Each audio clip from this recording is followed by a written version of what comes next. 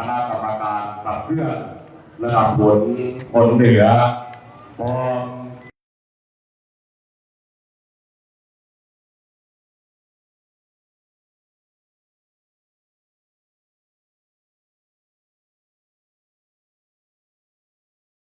เดินทางยังบริเวณพิธีก็ขอกราบนิมนต์ขึ้น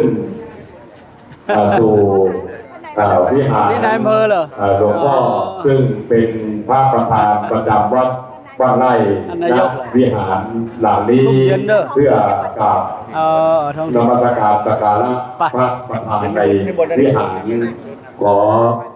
กราบนิมนต์ด้านบนนี้นะครับไปทางไหนอ๋อไปทางนี้งานก่อนพ่อสวัสดีครับ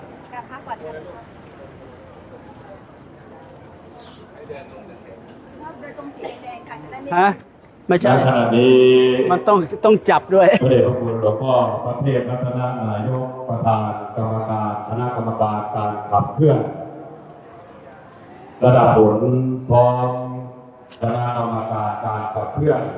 ได้เมตตาขึ้นกราบสักการะพระประธานณวิหารอันศักดิ์สิทธิ์ของวัดบ้านไร่แห่งนี้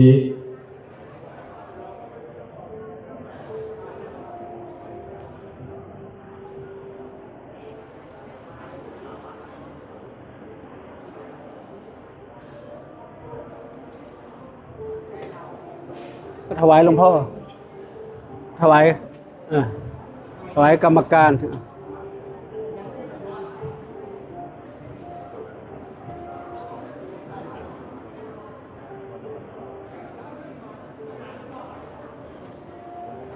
เอามาวางก่อนเลยเจ้าคุณมาวางก่อนเอามาวางก่อนใส่ตัวกันฮะใส่ตัวกันฮะใส่ในพานเลย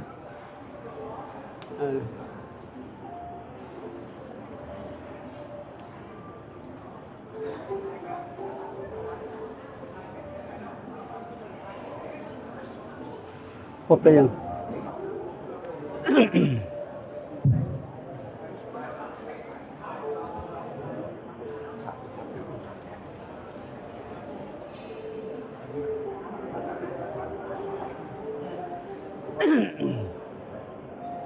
ไหว้พระพร้อมกันรังสัมมาสัมพุทโธภะคะวาพุทธังภะคะวันตังอภิวาเทมิสวากขาโต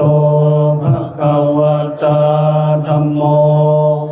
ธัมมังนัมมัสสามิสุปฏิปันโนภะคะวะโตสาวกสังโฆสังฆังนะมามิอันตมยังมุรสาภะคะวะโตบุพภากนมการังกโรมาเสโมตัสสะภะคะวะโตอะระหะโตสัมมาสัมพุทธัสสะนะโมตัสสะภะคะวะโตอะระหะโตสัมพุทธัสสะนะโมตัสสะภะคะวะโตอะระหะโตสัมพุทธัสสะ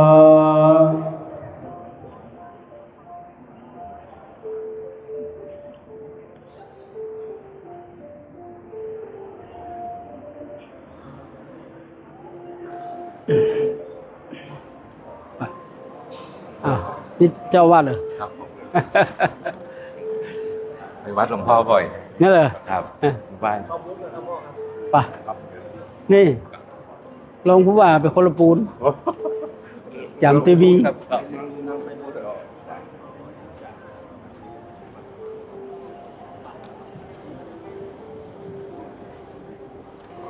เข้าบูธครับนะเข้าบูธเหรอครับเข้าบูธครับดูบูธก่อนโอเค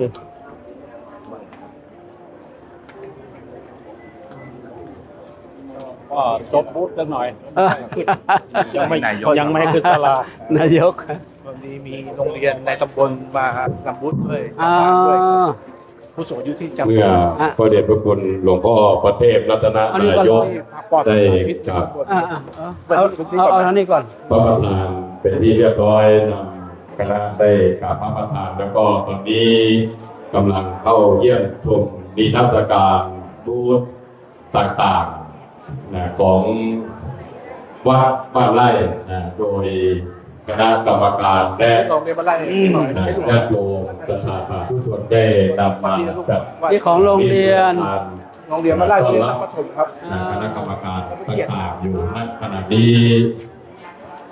เมื่อชมนิทรรศการเสร็จเป็นที่เรียบร้อย ชี้ พระเดชพระคุณหลวงพ่อพระเทพ ปออะไรลูก นายก ปหกเหรอ กรรมการคณะกรรมการขับเคลื่อนนะครับผลเหนือเพราะคณะกรรมการการขับเคลื่อนจะได้ปลูกต้นไม้ เรียนรวมประชาชน เมื่อชมนิทรรศการเสร็จแล้วก็จะได้ปลูกต้นไม้ เมื่อปลูกต้นไม้เสร็จเป็นที่เรียบร้อยก็จะได้ชมการแสดงนะ แพทย์แผนไทย โรงเรียนสร้างเสียงผู้สูงวัยก้าวหน้าสถานการเรียนแห่งนี้ อ่า มีถวายหลวงพ่อสักอันไหมล่ะ เพราะฉะนั้นตอนนี้คณะกรรมการมาโดยพระเดชพระคุณหลวงพ่อพระเทพรัตนนายก วางนี่เลย คณะกรรมการขับเคลื่อน ใส่ถุง โครงการหมู่บ้านรักษา การสร้างอาชีพให้กับหมอแผนไทยครับ ที่โปรดติดตามและประเมินผลการดำเนินการโครงการสร้างความปรองดองสมานฉันท์โดยใช้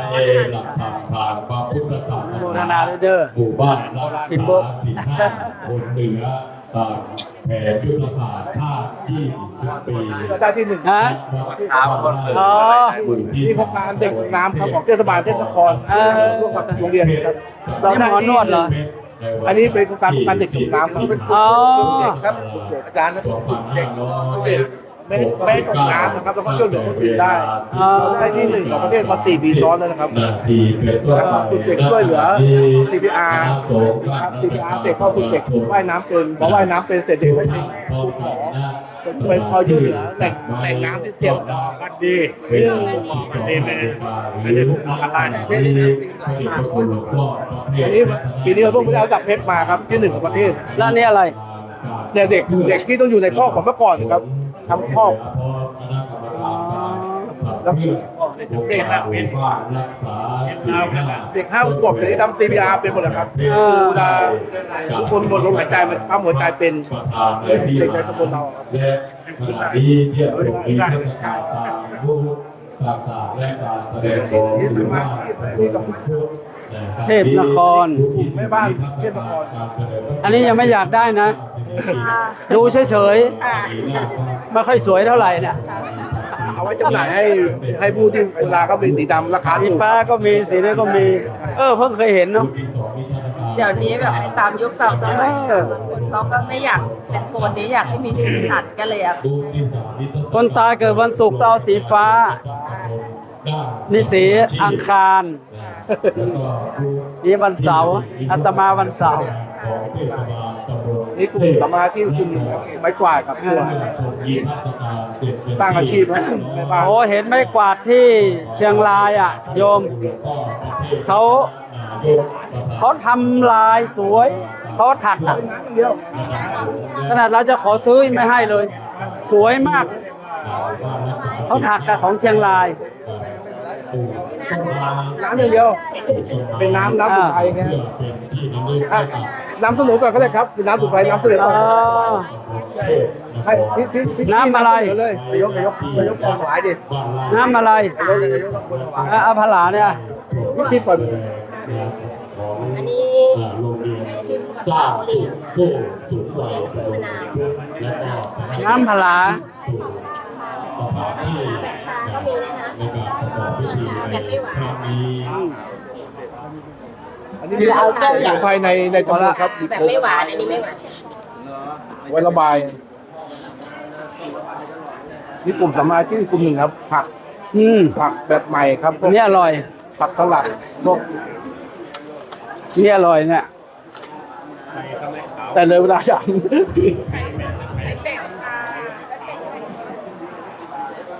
นี่ยำส้มโอครับนำ อ๋อ โบราณมาทำได้รางวัลที่ 1ครับ โต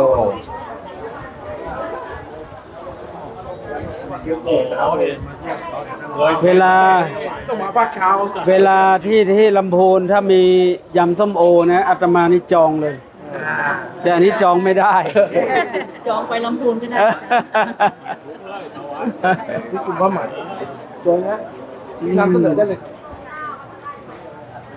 อันนี้ทอมือด้วยตนเองเหรอ พอเองจ้า อ่า เมืองนี่แหละเคยหลวงพ่อเคยไปวัดนี้แล้ว อ๋อ เป็นหนึ่งแล้ว วัดอะไรน่ะ วัดมหาโพธิมงคล เออ ไปครั้งหนึ่งแล้วได้หมู่บ้าน15ดีเด่นไปเคยไปแสดงที่ไร่กิน เออ ไป มหาโพธิมงคล มันสวยเลย นี่ อันนี้อะไรคะ กลุ่มทอผ้าวัดใหม่ที่เจริญค่ะ อ๋อ ลูกเป็นโคชชิ่งที่ลำพูนก็ไปค่ะ งั้นเหรอเอาที่ไปที่มจรน่ะ ใช่ใช่ค่ะ อ๋อ พ่อครับ อันนี้ผู้ใหญ่เนี่ยแอบทองคำมาเลย งั้นเหรอ เขาวัดธรรมสุขมนารามค่ะ ก็ประเทศรัตนนายก ไปในนามของสิริวัณวลี ค่ะใช่ค่ะ กับ เป็น เพื่ ข อ อน งผู้ที่ลำพูนมา เออ พร้อมคณะกรรมการการ นี่กลุ่ม เพื่อน หวายเทียมครับ ทุกรูป เคยฮะ ดอกหวาน ก็ เคย กระเจียว เยี่ยมชม ดอกกระเจียว นี่หวายเทียมที่เอามาทำตะกร้าสำหรับกลุ่มแม่บ้าน สิ่งของต่างๆ หวายเทียม ดูที่ ทำโตก เป็นพลาสติกนี่ ท่านได้นำมา พลาสติกเนาะ พลาสติกเป็นหวายเทียม โตกเราไม่อยากไปรู้โตกได้มาโตกทำแบบภาคเหนือเวลาเสิร์ฟโตกแบบนู้นนะครับนู่นเราก็ทำได้ทำไว้กับวัดนะครับเวลามีงานครับ ท่านที่ได้นำมานะครับก็มีเยอะหลากหลายแต่เนื่องจากด้านพื้นที่ไม่อำนวยจึงก็นำมาประมาณนี้ คล้ายๆบ้าบินเหมือนกันนะ ยกชิมเลยครับร้อน ได้เยอะนะ ขนมกง โบราณ ขนมกงเอาท่านลองไปว่าที่ ครับครับไปชิม เอาท่านลองหน่อย ได้เลยนะคะชิมได้เลยค่ะ นี่มันอยู่ละปูนเหมือนกัน ปูนครับหนักแค่มือ ยังอีกกี่ปีอ่ะ เดือน3 ปีครับ 3 ปี นี่เป็นรองมา5 ปีครับ โอ้เขาบัดเรป้าอันซีดเลยวันนี้บัดเรป้า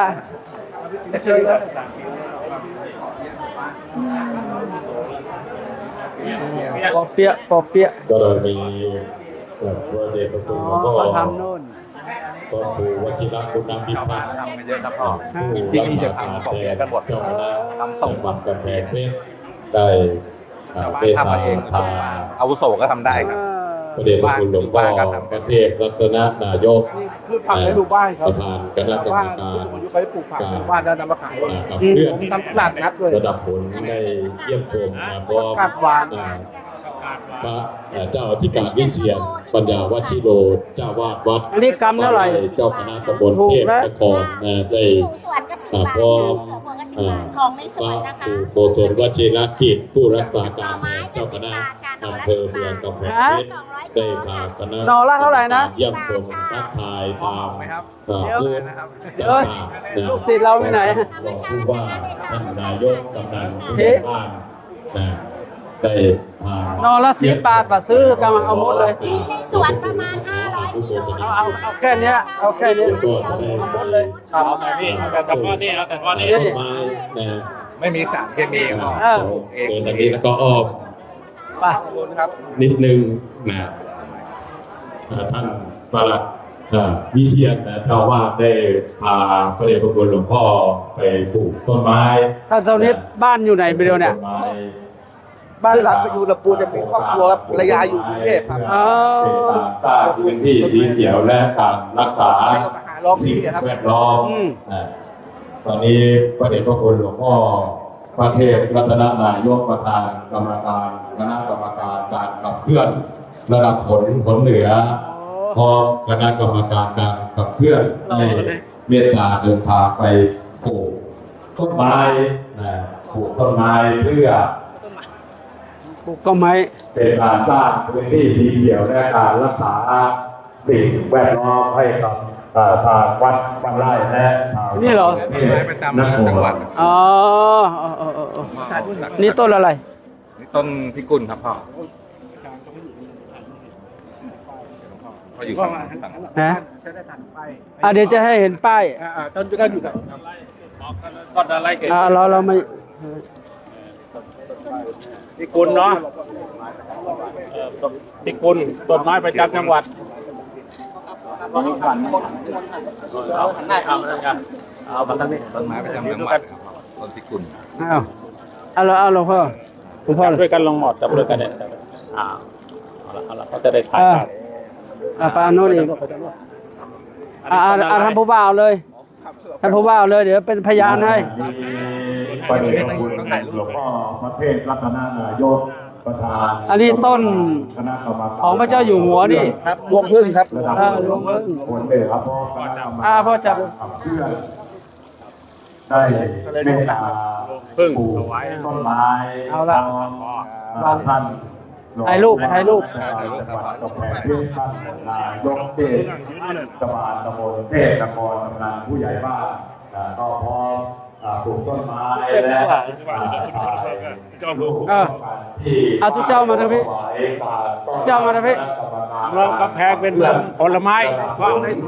ของวัดอะไรอะไรก็ที่ได้จัดไว้ ให้ภาพมาทางนี้ คนละข้าง โยมนิยม ที่จะได้จัดการแสดงนะก็ได้ตั้งแถวเป็นที่เรียบร้อยเพื่อที่จะได้ให้คณะ ยืนหมดแหละเปียกครับ โดยลง ไม่ต้องมันเปียกลำถวายการต้อนรับเป็นลำดับไป ก็จะได้มอบอย่างนี้ให้ทางที่เปิดเพลงในการรำรายการต้อนรับก็จะได้ซักซ้อมหรืออย่างไรก็จะได้มอบอย่างนี้ไปทางผู้ที่เปิดเพลงให้ เสร็จจาก ค นี้ ณะ จะไป ได้ นางฟ้านางสวรรค์ ต้อนรับเป็นลำดับสืบต่อไป สักหน่อยแล้วก็ค่อยขึ้นไป ครับผม เป็นแล้วทีเดียว ไปอยู่ตรงไหน นายกเดินนำ วัดจะขึ้นวัดจะขึ้นพระลา เดินนำ ที่นี่เลย พอมาฝนฟ้าดีจังเลยครับ ตก ฮะ ชุ่มชื่นเลยครับ ทุกทีมันไม่ตกเหรอ ครับ หยุดรอหลวงพ่อเนี่ยหล เอา วงพ่อจะมาโอ้โหฝนลงเลยครับด้วยบารมีวัดฝั่งนี้ป่ะ พอนั่งหน้าครับนั่งหน้า ฮะ นั่งหน้าเลยครับ อ่ะ อย่างนี้ครับพ่อเนี่ยนั่งชมแม่ๆตาม ท่านรองไปไหนท่านรองผู้ว่าไปไหนท่านรองผู้ว่าไปไหนรองผู้ว่ามาทางนี้สิมานี่สวัสดีมาอยู่ด้วยกันนี่เอาใครมาด้วย เอาท้องถิ่นอะไรมา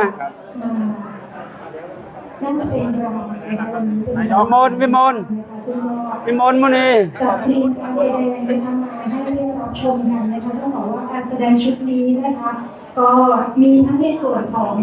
โรงเรียนสร้างสุข แล้วสร้างอะไรอ่ะ โบสถ์ครับ ว่าทำไมมันสูงจัง เพราะมันมี2 ชั้น จานที่พร้อมนะคะแล้วก็นำมาแสดงให้ได้ชมกัน ล้านนา 20 ล้านเอาไม่อยู่อ่ะ ครับล้านนา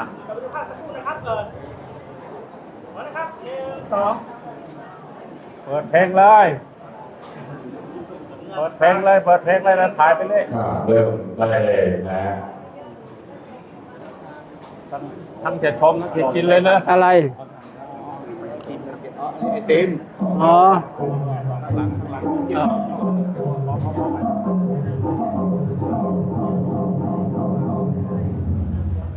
อันนี้เป็นคนภาคกลางส่วนใหญ่ไม่ใช่ภาคอีสาน นี่เหรอ ส่วนใหญ่แต่ก็มีอีสานบ้างเขาก็ใกล้เมืองเนี่ยโดยบ้านจะเป็นภาคกลางภาคมาเชื้อสายจากสุโขทัยส่วนใหญ่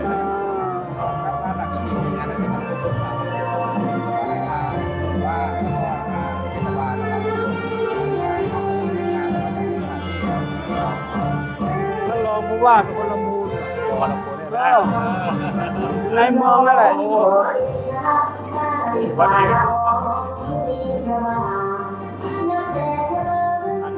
ท่านมาใหม่เป็นปีแล้วมั้งจากตาก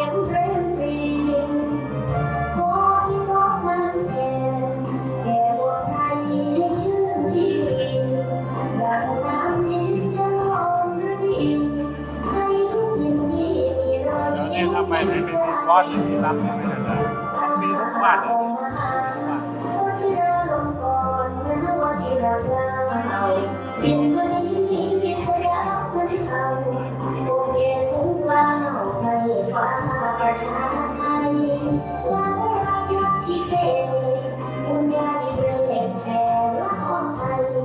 วันสุขสันต์รอยโชคเติมใจผสมนิกรไทยเด็กผู้ขาบารมี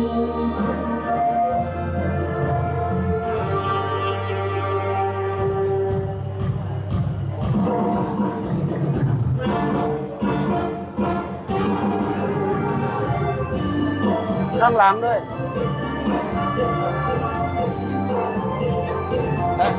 ออกจากลำพูนมาแต่เจ้าเลยครับ โอ้ยไปเชียงราย ไปเชียงรายมา พะเยา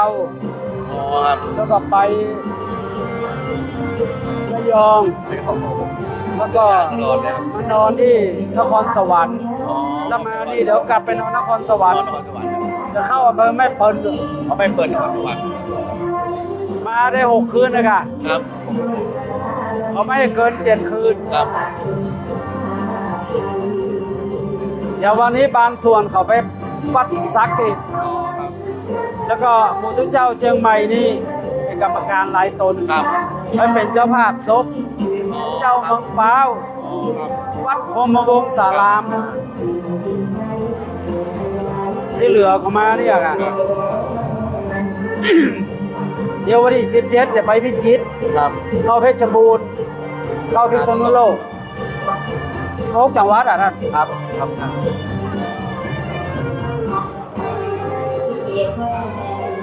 ป้นใจจะเป็นได้เยอะ รอบ ตั้งแต่ปี 57 มาแล้วนี่ ครับ ไม่ได้ยั้งเลยอ่ะ พอลาออกก็เพื่อ ครับ เป็นเจ้าหน้าที่วัดได้16 ปีไปเนี่ย ครับ ลาก็เขาก็เพื่อลายื่นหนังสือแล้วก็ดักแซกก็70ไปหรอก ครับแข็งแรงทุกแบบแข็งแรง 499อ่ะ ครับ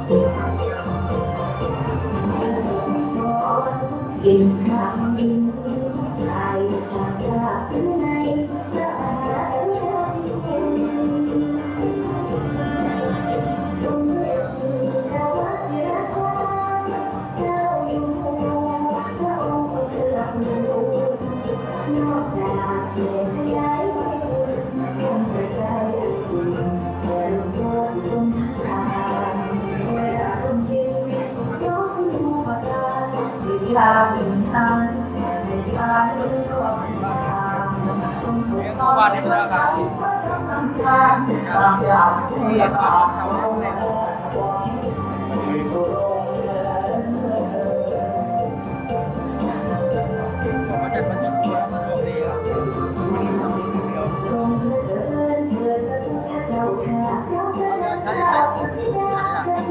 ราชการจังหวัดครับ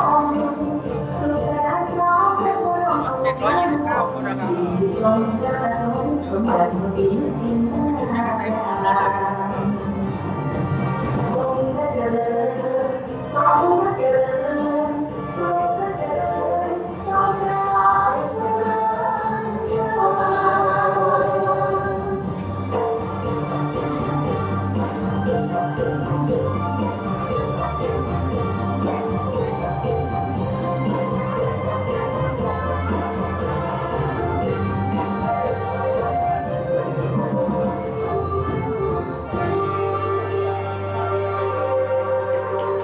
สาธุชื่นใจนะก็ได้รับชมในการแสดงจาก โรงเรียนสร้างสุขผู้สูงวัยเสร็จเป็นที่เรียบร้อยต่อไปนี้ก็จะได้ขอกราบรัตนนิมนต์พระเดชพระคุณหลวงพ่อประเทศรัตนนายกได้ขึ้นสู่ศาลาการประเรียนเพื่อลงพื้นที่ในการตรวจติดตามและประเมินผลการดำเนินงานโครงการสร้างความปรองดองสมานฉันท์โดยใช้หลักธรรมทางพระพุทธศาสนาหมู่บ้านรักษาศีลห้าผลเหนือตามแผนยุทธศาสตร์ชาติที่10 ปีณวัดบางไร่หมู่ที่ 3ตำบลเทพนครอำเภอเมืองกำแพงเพชรจังหวัดกำแพงเพชรและเวลานี้ก็คณะกรรมการได้ขึ้นสู่สถานที่ประกอบพิธีต่อไปก็ขอกราบนิมนต์และเจริญพรผู้เป็น เดี๋ยวถึงเวลา วิท กัน ยากรด้านบทได้ดำเนินรายการกับสืบต่อไปขอกราบนิมนต์และเจริญพร นี่ไง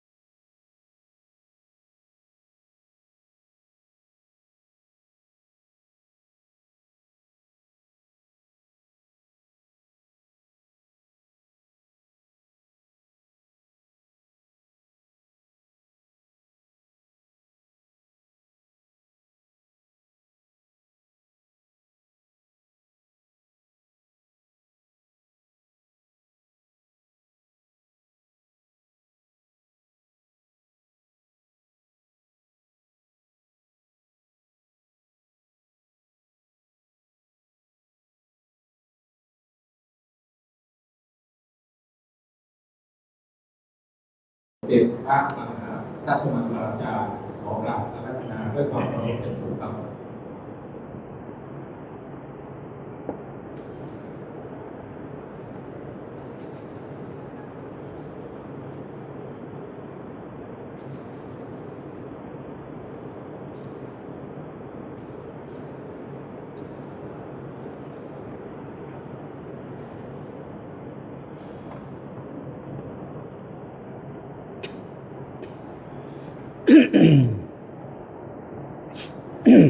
ว่าพร้อมกันอะระหังสัมมาสัมพุทโธภะคะวาพุทธังภะคะวันตังอะภิวาเทมิ สวากขาโตภะคะวะตาธัมโมธัมมังนัมมัสสามิ สุปฏิปันโนภะคะวะโตสาวกสังโฆสังฆังนะมามิ นะโมตัสสะภะคะวะโตอะระหะโตสัมมาสัมพุทธัสสะนะโมตัสสะภะคะวะโตอะระหะโตสัมพุทธัสสะนะโมตัสสะภะคะวะโตอะระหะโตสัมพุทธัสสะ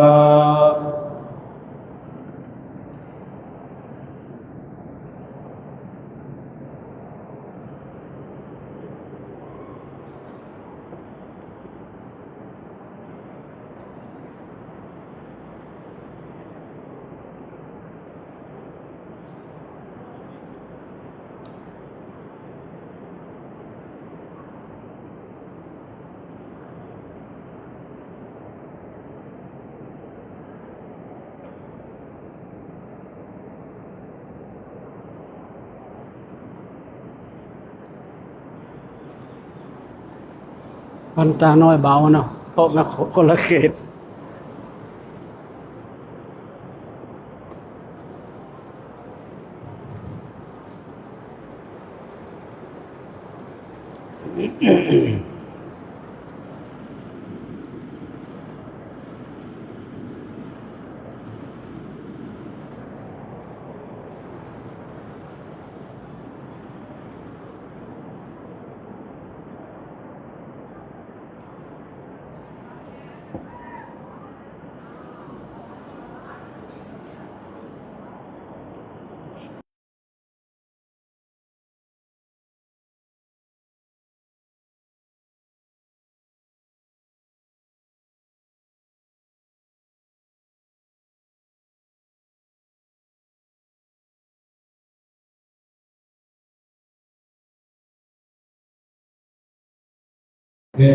เปิดโดยกระทงดอกไม้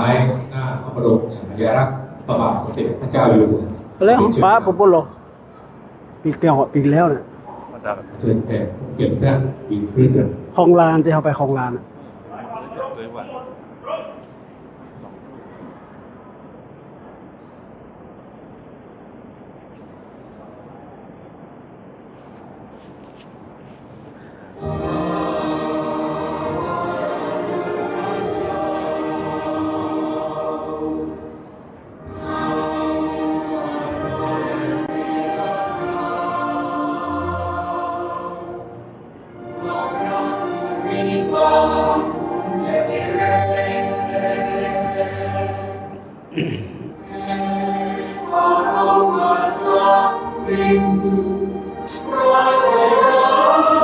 ไปเจอหลวงพ่อเด้อ ข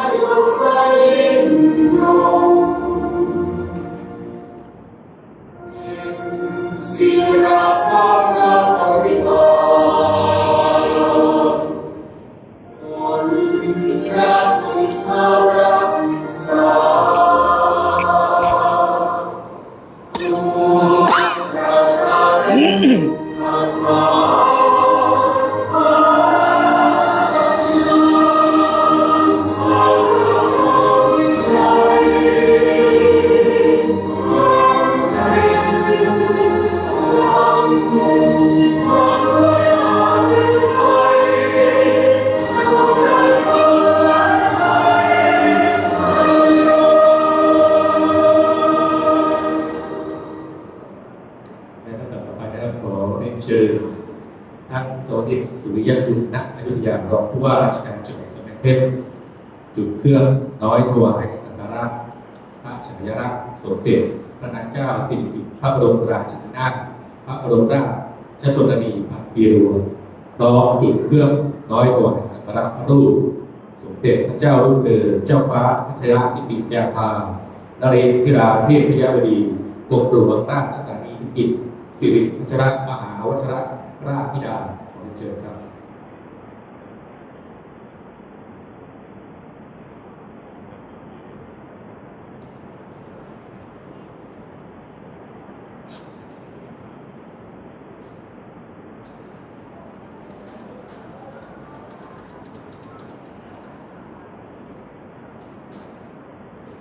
ห้องงามเนี่ยเราศาลาเนี่ยเนาะ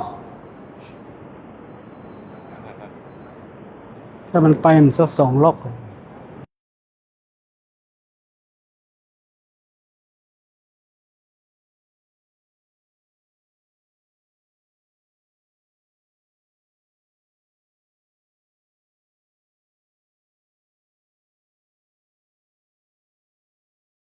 ถวายการต้อนรับคณะ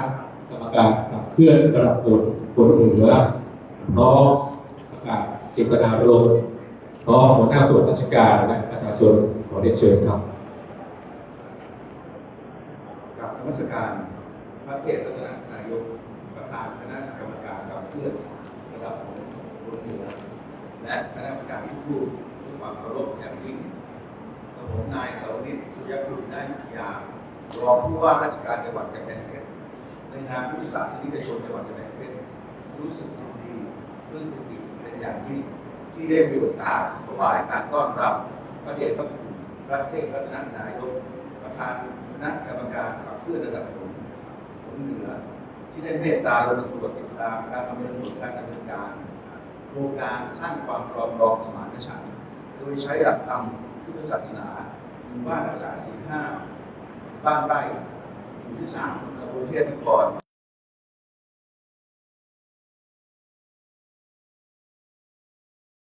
จังหวัดกำแพงเพชรโดยเหนือเขตดังนี้จังหวัดกำแพงเพชรแบ่งการปกครองออกเป็น11อำเภอ78ตำบล913หมู่บ้านมีประชากรประมาณ 695,904 คน มีวัดจำนวน635วัดสังกัดมหานิกาย594วัดสังกัดธรรมยุทธ์41วัดพระภิกษุและสามเณรรวมทั้งสิ้น 2,566 รูปจังหวัดกำแพงเพชรเป็นจังหวัดเมืองเก่าแก่ที่มีความสำคัญทางประวัติศาสตร์และเจริญรุ่งเรืองมาตั้งแต่สมัยทวาราวดีเป็นที่ตั้งของเมืองโบราณหลายเมืองเช่นเมืองชากังลาวเมืองนครชุมเมืองไตรตรึงเมืองเทพนครและเมืองคนทีนอกจากนี้เมืองกำแพงเพชรจะเป็นเมืองที่2ที่สมเด็จพระเจ้าตากสินมหาราชได้ครองเมืองขณะมีบรรดาศักดิ์เป็นพระยาวชิรปราการต่อมาในปี 2459 ได้เปลี่ยนเป็นจังหวัดกำแพงเพชรจนถึงปัจจุบันโดยเฉพาะพื้นที่บริเวณอุทยานประวัติศาสตร์องค์การยูเนสโกได้ขึ้นทะเบียนเป็นมรดกโลกและมีงานประเพณีที่สำคัญเชื่อมโยงกับพระพุทธศาสนาเช่นงานน้มพระเล่นเพลง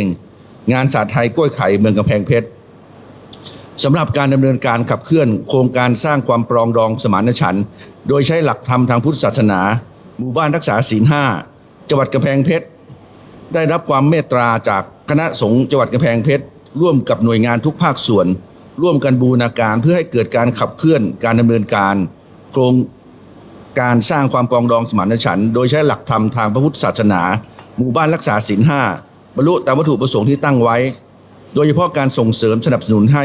ประชาชนทุกเพศทุกวัยทุกระดับได้น้อมนำหลักธรรมทางพระพุทธศาสนามาประยุกต์ใช้ในการดำเนินชีวิตโดยมีหมู่บ้านรักษาศีล 5ต้นแบบแล้วจำนวน14แห่งในทุกอำเภอและในปี 2569 ได้จัดทำโครงการเพื่อส่งเสริมและขับเคลื่อนโครงการหมู่บ้านรักษาศีล 5ดังนี้ 1. โครงการพัฒนาศักยภาพบุคลากรภาครัฐด้วยวิถีพุทธจำนวน50คนโดยได้ดำเนินการเรียบร้อยเมื่อวันที่29เมษายนถึง1พฤษภาคม2569ณสำนักปฏิบัติธรรมวัดไซงามตำบลไซงามอำเภอไซงามจังหวัดกำแพงเพชร 2. โครงการจังหวัดกำแพงเพชรทำบุญในวันธรรมสวนะจำนวน15ครั้งในพื้นที่9อำเภอ พื่อเป็นการขยายผลจากโครงการหมู่บ้านรักษาศีล 5ขยายผลสู่หมู่บ้านศีลธรรมในระดับอำเภอและจังหวัดต่อไปกระผมในนามของประชาชนจังหวัดกำแพงเพชรขอกราบขอบพระคุณและขอถวายการต้อนรับพระเทพรัตนนายกประธานคณะกรรมการและคณะกรรมการทุกรูปด้วยความเคารพอย่างสูงหากมีข้อเสนอแนะประการใดกระผมในนามจังหวัดกำแพงเพชรก็ขอน้อมรับด้วยความยินดีอย่างยิ่งขอนมัสการด้วยความเคารพอย่างสูง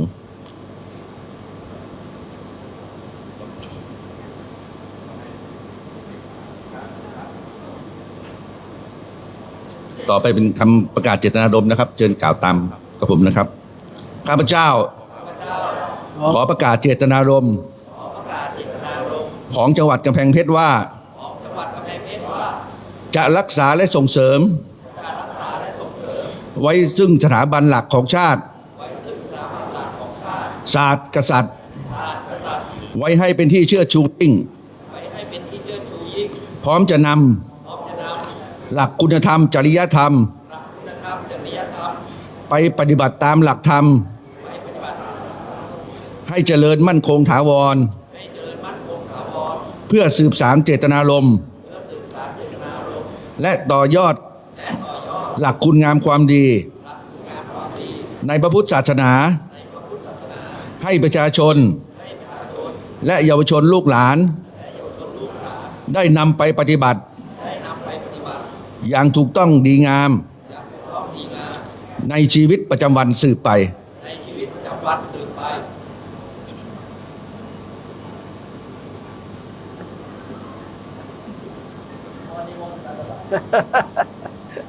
โอ้มา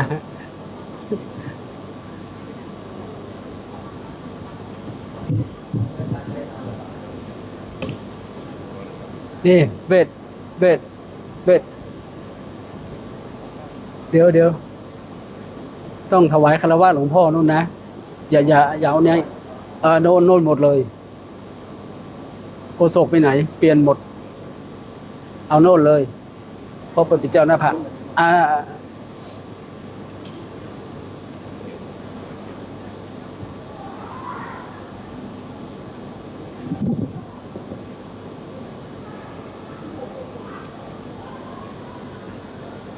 หลวงพ่อนั่งนะครับ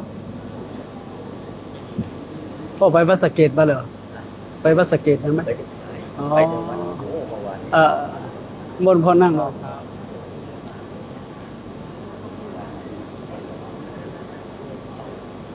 ตามขั้นตอนเลยนิมนต์หลวงพ่อรับเครื่องสักการะครับหลวงพ่อในฐานะที่เป็นเจ้าหน้าภาคไม่ได้หลวงพ่อไม่ได้ครับตามธรรมเนียมครับพอรับไปผมบอกเลยพระมหาเถระครับก้าวล่วงไม่ได้เป็นบาปครับ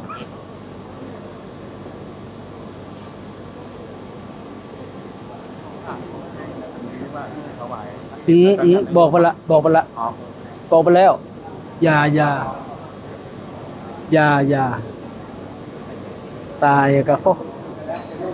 เนาะ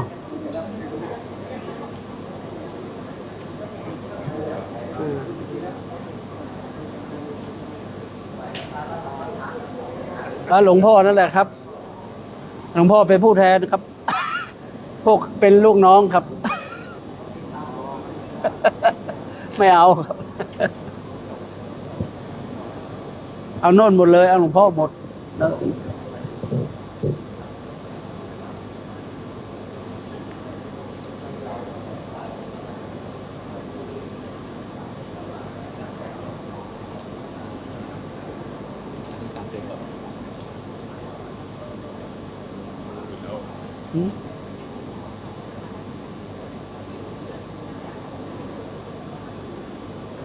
พระเถระผู้ใหญ่มาแล้วก็เป็นพระเถระผู้ใหญ่เอาตัวน้อยอยู่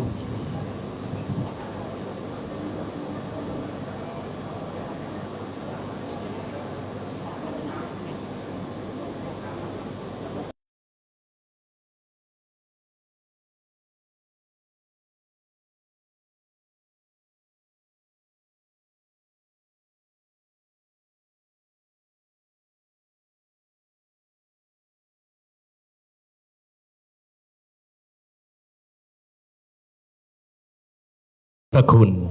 พระเทพรัตนนายกประธานคณะกรรมการขับเคลื่อนระดับผลเหนือนำสวดบทจักกิวังสัทธสมะประเมนธรรมหาราชาภิกษุติคาถาพร้อมนำประกาศพระปริตเพื่อถวายเป็นพระราชกุศลขอกราบอาราธนาพระเดชพระคุณครับ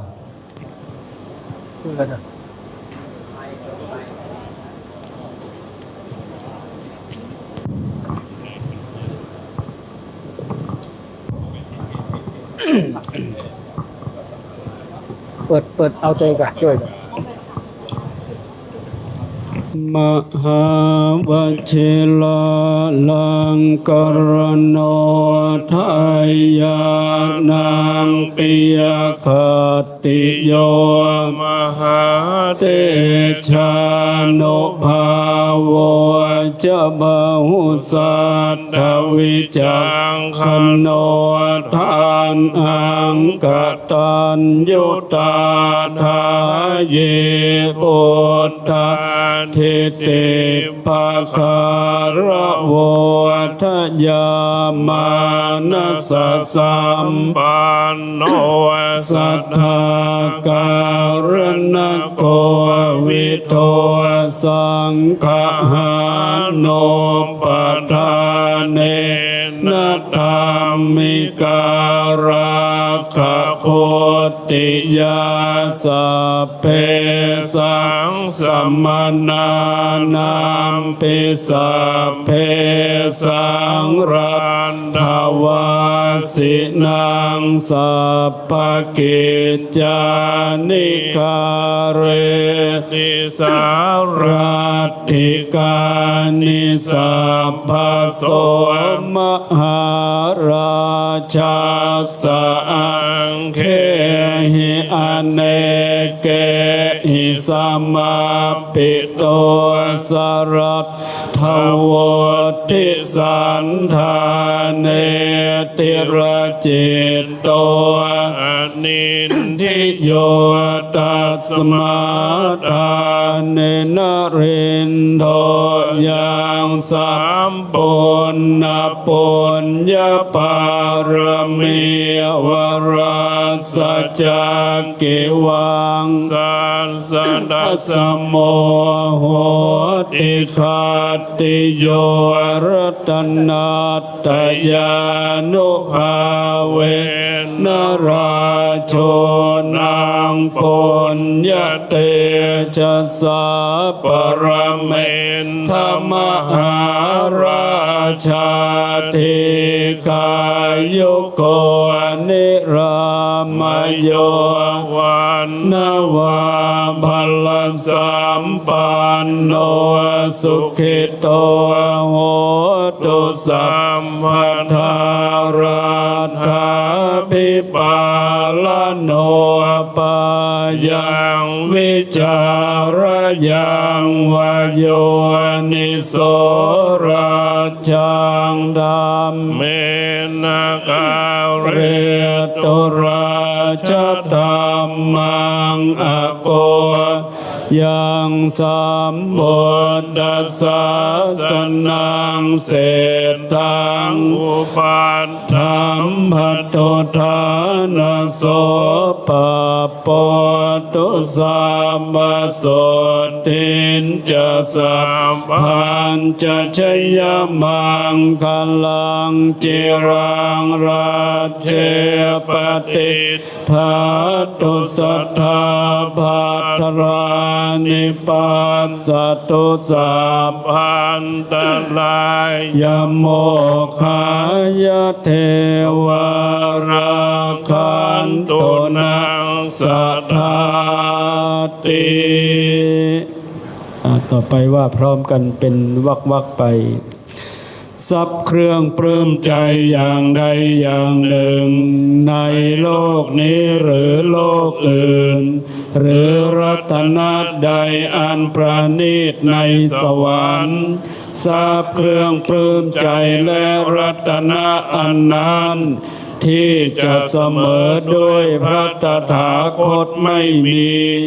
ข้อนี้เป็นรัตนะอันประณีตในพระพุทธเจ้า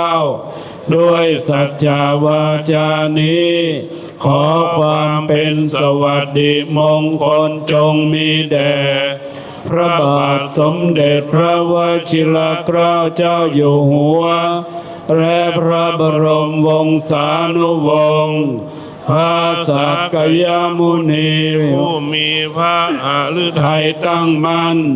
ทรงบรรลุธรรมใดอันสิ้นกิเลสปราศจากราคะเป็นอมตะธรรมประณีตสิ่งใดๆที่เสมอด้วยพระธรรมนั้นไม่มีข้อนี้เป็นรัตนะอันประณีตในพระธรรมด้วยสัจจวาจานี้ขอความเป็นสวัสดิมงคลจงมีแด่พระบาทสมเด็จพระวชิรเกล้าเจ้าอยู่หัวและพระบรมวงศานุวงศ์พระพุทธเจ้าผู้ประเสริฐสุดทรงสรรเสริญสมาธิอันใดว่าเป็นธรรมสะอาดปราชญ์ทั้งหลายกล่าวสมาธิอันใดว่าให้ผลโดยลำดับสมาธิอื่นที่เสมอด้วยสมาธิอันนั้นไม่มีข้อนี้เป็นรัตนะอันประณีตในพระธรรมด้วยสัจจวาจานี้ขอความเป็นสวัสดิมงคลจงมีแด่พระบาทสมเด็จพระวชิรเกล้าเจ้าอยู่หัวและพระบรมวงศานุวงศ์พระสาวกของพระสุคตเจ้าผู้เป็นพระอริยบุคคลเศษจำพวกแบ่งเป็นสี่คู่อันสัตว์บุรุษทั้งหลายสรรเสริญแล้วท่านเหล่านั้นเป็นผู้ควรแก่ทักษิณาทานทานทั้งหลายที่เขาถวายในพระอริยบุคคลเหล่านั้นย่อมมีผลมากข้อนี้เป็นรัตนะอันประณีตในพระสงฆ์ด้วยสัจจวาจานี้ขอความเป็นสวัสดิมงคลจงมีแด่พระบาทสมเด็จพระวชิรเกล้าเจ้าอยู่หัวและพระบรมวงศานุวงศ์พระอรหันต์เหล่าใดมีใจตั้งมั่นดีแล้วในศาสนาของพระพุทธโคดมเป็นผู้ปราศจากความอาลัยพระอรหันต์เหล่านั้นถึงพระอรหันต์ที่ควรถึงอย่างเข้าสู่พระนิพพานดับกิเลสได้แล้วเสวยผลอยู่ข้อนี้เป็นรัตนะอันประณีตในพระสงฆ์ด้วยสัจจวาจานี้ขอความเป็นสวัสดิมงคลจงมีแด่พระบาทสมเด็จพระวชิรเกล้าเจ้าอยู่หัวและพระบรมวงศานุวงศ์เสาหลักใหญ่ที่ฝังดินดีแล้วไม่หวั่นไหวด้วยพายุจากสี่ทิศฉันใดบุคคลเหล่าใดได้เห็นอริยสัจสี่พระตถาคตเรียกผู้นั้นว่าเป็นสัตว์บุรุษผู้ไม่หวั่นไหวด้วยโลกธรรมฉันนั้น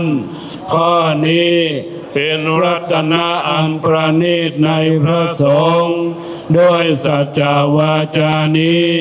ขอความเป็นสวัสดิมงคลจงมีแด่พระบาทสมเด็จพระวชิรเกล้าเจ้าอยู่หัวและพระบรมวงศานุวงศ์พระโสดาบันเหล่าใดรู้แจ้งอริยสัจสี่ที่พระศาสดาผู้มีปัญญาลึกซึ้งทรงแสดงไว้ดีแล้วถึงแม้ว่าพระโสดาบันเหล่านั้นจะเป็นผู้ประมาทอย่างแรงกล้าก็ไม่บังเกิดในชาติที่แปดข้อนี้เป็นรัตนะอันประณีตในพระสงฆ์โดยสัจจวาจานี้ขอความเป็นสวัสดิมงคลจงมีแด่พระบาทสมเด็จพระวชิรเกล้าเจ้าอยู่หัว และพระบรมวงศานุวงศ์ความเห็นผิดในกายความสงสัยในพระนิพพานความถือผิดอย่างงมงายอย่างใดอย่างหนึ่งมีอยู่สังโยชน์ธรรมเหล่านั้นย่อมเป็นอันพระโสดาบันละได้แล้วพร้อมด้วยปัญญาอันเห็นแจ้งทีเดียวหนึ่งพระโสดาบันเหล่านั้นเป็นผู้พ้นจากอบายทั้งสี่ไม่กระทำอภิธานโลกข้อนี้เป็นรัตนะอันประณีตในพระสงฆ์โดยสัจวาจานี้ขอความเป็นสวัสดิมงคลจงมีแด่พระบาทสมเด็จพระวชิรเกล้าเจ้าอยู่หัวและพระบรมวงศานุวงศ์ถึงแม้ว่าพระโสดาบันนั้นยังทำบาปกรรมทางกายวาจาหรือใจอยู่บ้างท่านก็ไม่อาจจะปกปิดบาปกรรมนั้นไว้พระพุทธเจ้าตรัสความที่พระโสดาบันผู้เห็นพระนิพพานแล้วไม่อาจปกปิดบาปกรรมนั้นได้ข้อนี้เป็นรัตนะอันประณีตในพระสงฆ์ด้วยสัจจวาจานี้ขอความเป็นสวัสดิมงคลจงมีแด่พระบาทสมเด็จพระวชิรเกล้าเจ้าอยู่หัวและพระบรมวงศานุวงศ์พุ่มไม้งามในป่าที่ผลิยอดอ่อนสะพรั่งในช่วงเดือนแรกของฤดูร้อนฉันใดพระผู้มีพระภาคเจ้าได้แสดงธรรมอันประเสริฐเพื่อให้ถึงพระนิพพานเพื่อประโยชน์อย่างยิ่งแก่สัตว์ทั้งหลายก็อุปมาเหมือนความเจริญงอกงามแห่งปัญญาฉะนั้นข้อนี้เป็นรัตนะอันประณีตในพระพุทธเจ้าด้วยสัจจวาจานี้ขอความเป็นสวัสดิมงคลจงมีแด่พระบาทสมเด็จพระวชิรเกล้าเจ้าอยู่หัวและพระบรมวงศานุวงศ์พระพุทธเจ้าผู้ประเสริฐทรงรู้ธรรมอันประเสริฐประทานธรรมอันประเสริฐทรงนำมาซึ่งธรรมอันประเสริฐทรงเป็นผู้ยอดเยี่ยมได้ทรงแสดงธรรมอันประเสริฐข้อนี้เป็นรัตนะอันประณีตในพระพุทธเจ้าด้วยสัจจวาจานี้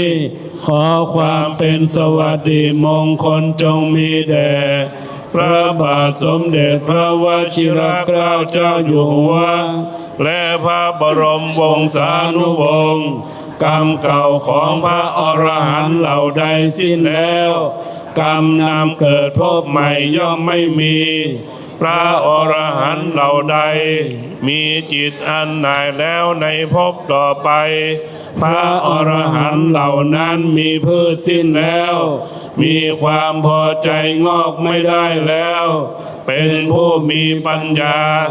ย่อมปรินิพพานดับสนิทเหมือนดวงประทีปฉันนั้นข้อนี้เป็นรัตนะอันประณีตในพระสงฆ์ด้วยสัจจวาจานี้ขอความเป็นสวัสดิมงคลจงมีแด่พระบาทสมเด็จพระวชิรเกล้าเจ้าอยู่หัวและพระบรมวงศานุวงศ์ชาวทิพย์ทั้งหลายเหล่าใดสถิตอยู่ภาคพื้นดินหรือเหล่าใดสถิตอยู่ในอากาศซึ่งรวมกันในที่แห่งนี้ขอพวกเราจงร่วมกันนอบน้อมพระพุทธเจ้าขอพวกเราจงร่วมกันนอบน้อมพระธรรมขอพวกเราจงร่วมกันนอบน้อมพระสงฆ์ผู้อันเทวดาและมนุษย์บูชากันมาแล้วขอความเป็นสวัสดิมงคลจงมีแด่พระบาทสมเด็จพระวชิรเกล้าเจ้าอยู่หัวและพระบรมวงศานุวงศ์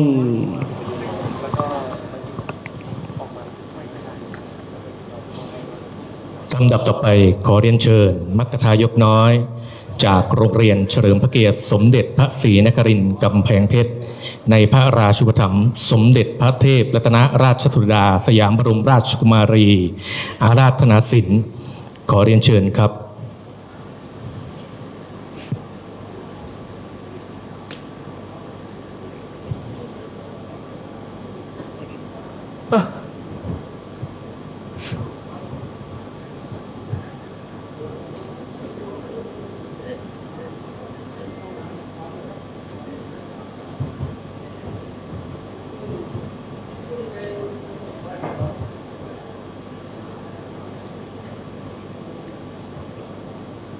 ไม่มีไหม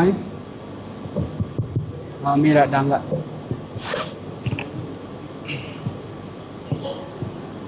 ขึ้นสินใช่ไหมก็ต้องรับสินเลยหรือว่าเหมือนเดิมมายังบันเตลูกเอาเลยมายังบันเตมายังพันเตวิสุงราคานาทายะติสารเนนะสหปัญจศีรานิยาจามะทุติยมปิมายังพันเตวิสุงราคานาทายะติสารเนนะสหปัญจศีรานิยาจามะตติยมปิมายังพันเตวิสุงราคานาทายะติสารเนนะสหปัญจศีรานิยาจามะนะโมตัสสะภะคะวะโตอะระหะโตสัมมาสัมพุทธัสสะนะโมตัสสะภะคะวะโต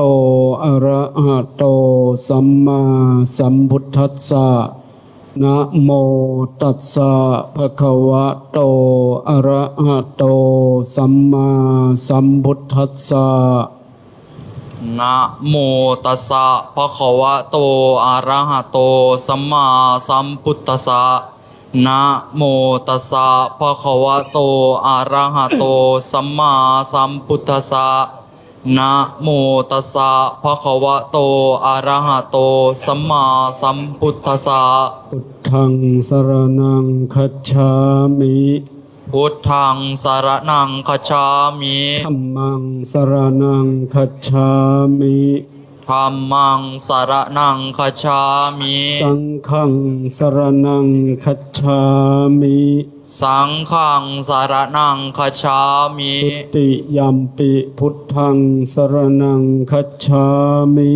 ทุติยัมปิพุทธังสรณังคัจฉามิทุติยัมปิธัมมังสรณังคัจฉา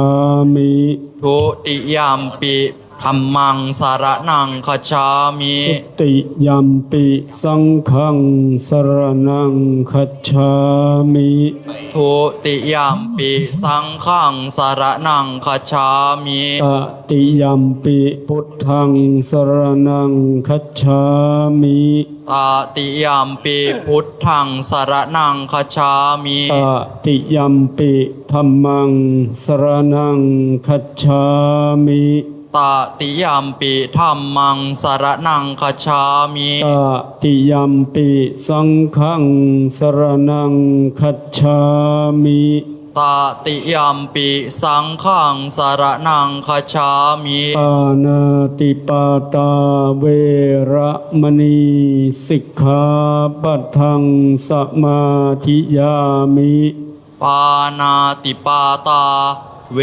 รมณีสิกขาปัทังสมาธิยามิทินนาทานาเวระมณีสิกขาปัทังสมาธิยามิ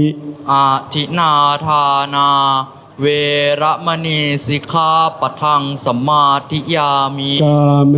สุมิจฉาจาราเวระมณีสิกขาปัทังสมาธิยามิกาเมสุมิจฉาจารา เวระมณีสิกขาปัทังสัมมาทิยามิ มุสาวาทาเวระมณีสิกขาปัทังสมาธิยามิ มุสาวาทาเวระมณีสิกขาปัทังสัมมาทิยามิ สุราเมรยมัชฌัปปมาทัฏฐานาเวระมณีสิกขาปัทังสมาธิยามิ สุราเมระยะมัชฌัปปมาทัฏฐานาเวระมณีสิกขาปัทังสัมมาทิยามิ มานิปัญจสิกขาปัฏฐานิสีเลนะสุขติงยันติสีเลนะโภคะสัมปทาสีเลนะนิพพุติงยันติตัสสมาสีลังบิโสทะเย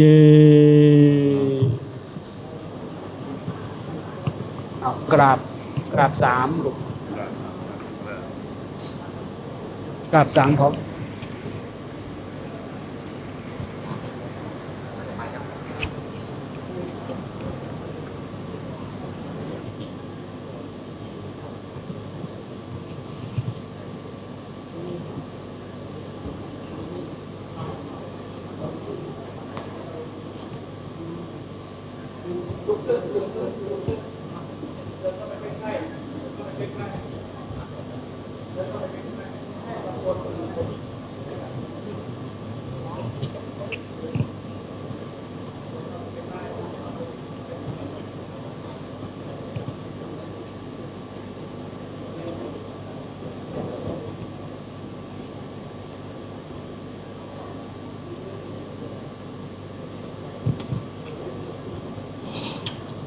ลำดับต่อไปเป็นรายนามผู้เข้าถวายสักการะพระพงษ์วชระวิสุทธิ์เจ้าคณะภาค 4 ผู้แทนคณะสงฆ์และพระพุทธศาสนิกชนจังหวัดกำแพงเพชรดังรายนามต่อไปนี้ลำดับที่ 1 พระสุนทรวชิราจารย์เจ้าคณะจังหวัดกำแพงเพชรพิจิตรขอกราบอาราธนาครับ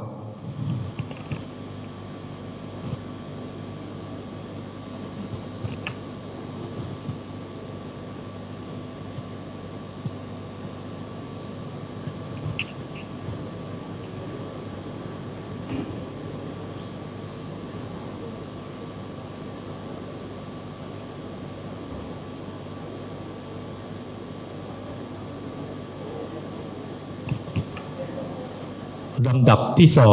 2 พระครูวชิรคุณพิพัฒน์รักษาการเจ้าคณะจังหวัดกำแพงเพชรขอกราบอาราธนาครับ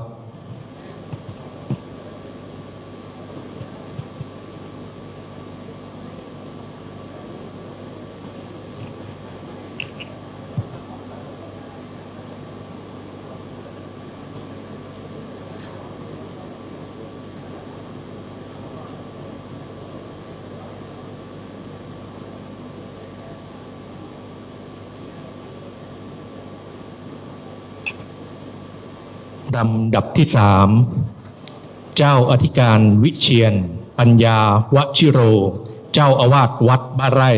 ขอกราบอาราธนาครับ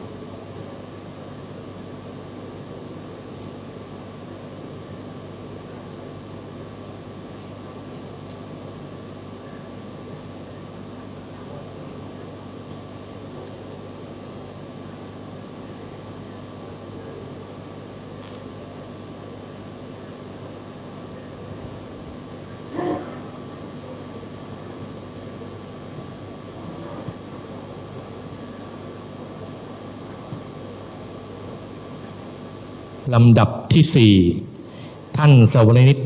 สุริยกุล ณ อยุธยา รองผู้ว่าราชการจังหวัดกำแพงเพชร ขอเรียนเชิญครับ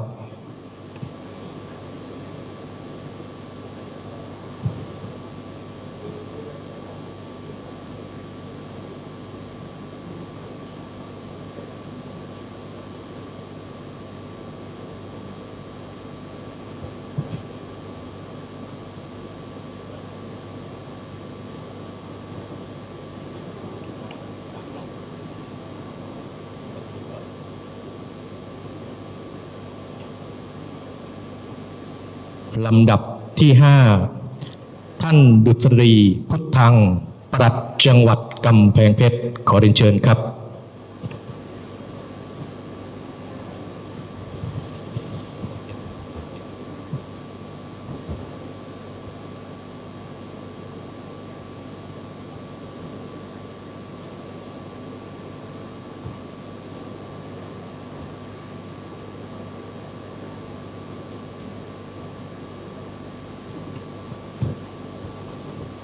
ลำดับที่ 6 ว่าที่ร้อยตรีหญิงศิรพัฒน์อาวอารามรัตน์ขอเรียนเชิญครับ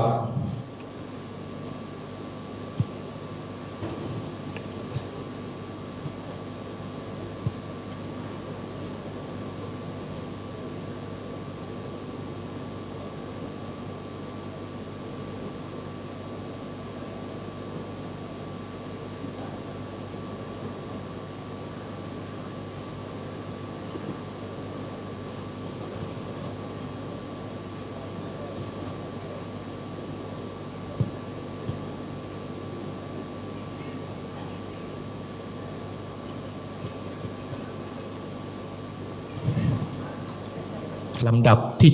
7 นายอภินันท์มุสิกพงศ์วัฒนธรรมจังหวัดกำแพงเพชร ขอเรียนเชิญครับ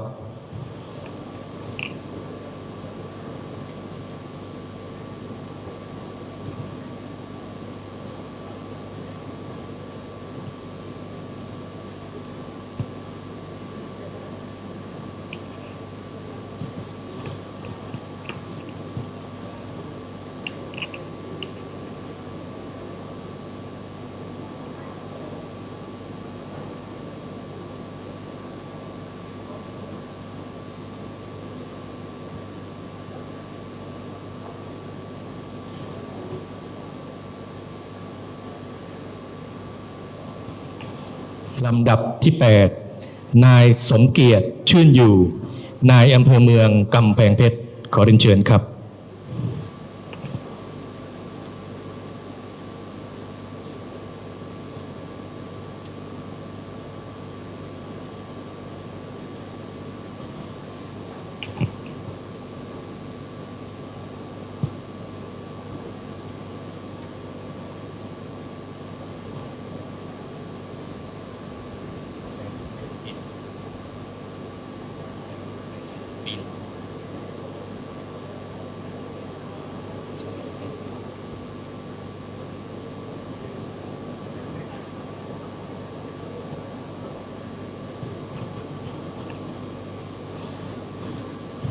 ลำดับที่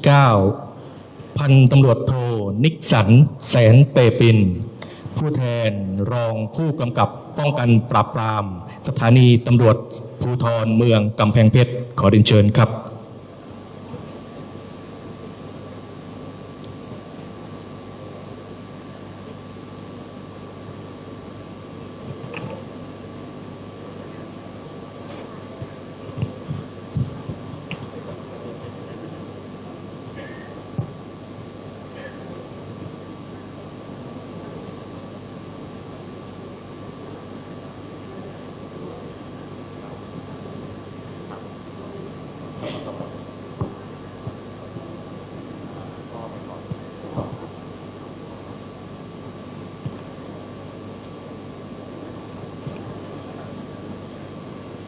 ลำดับที่ 10 นายนเรศ อินทปัตย์นายกเทศมนตรีตำบลเทพนคร ขอเรียนเชิญครับ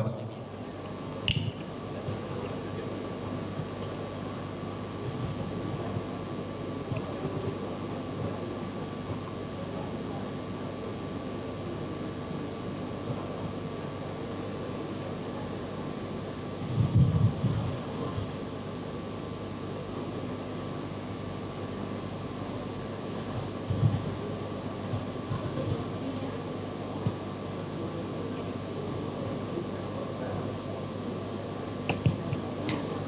และลำดับที่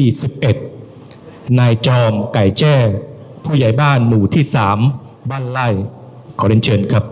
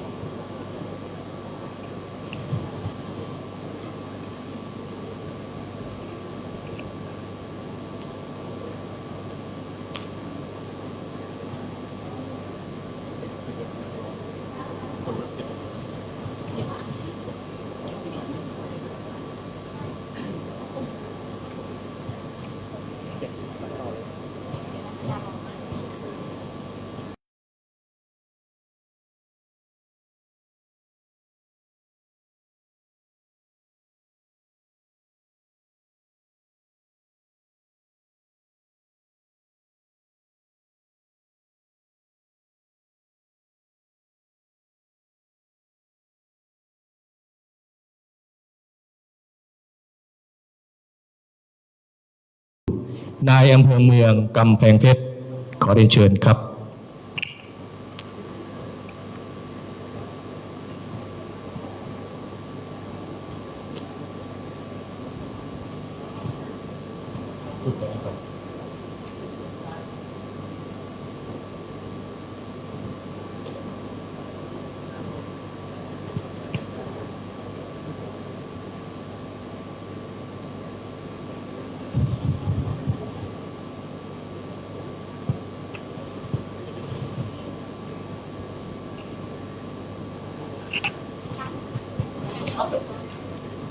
ลำดับที่สองผู้แทนตำรวจภูธรเมืองกำแพงเพชรพันตำรวจโทนิกสันแสนเตปินรองผู้กำกับป้องกันปราบปรามสถานีตำรวจภูธรเมืองกำแพงเพชร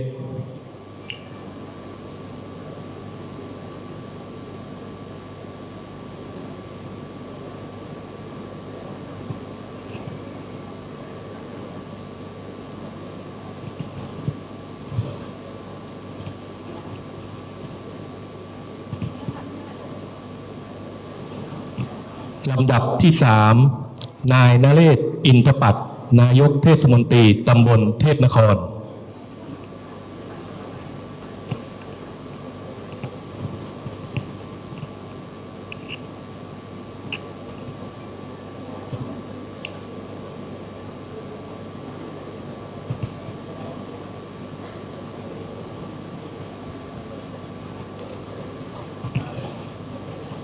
ลำดับที่สี่ดร.ประจักษ์ศิลป์บึงมุมผู้อำนวยการโรงเรียนเฉลิมพระเกียรติสมเด็จพระศรีนครินทร์กำแพงเพชร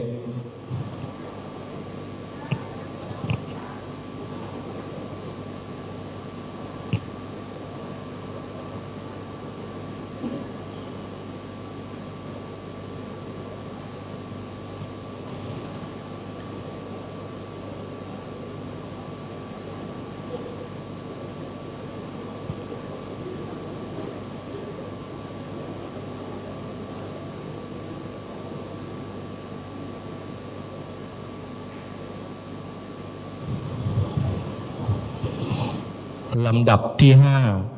นางสาวธีรรัตน์วิเศษรัตนเจริญผู้อำนวยการโรงเรียนบ้านไร่ขอเรียนเชิญครับ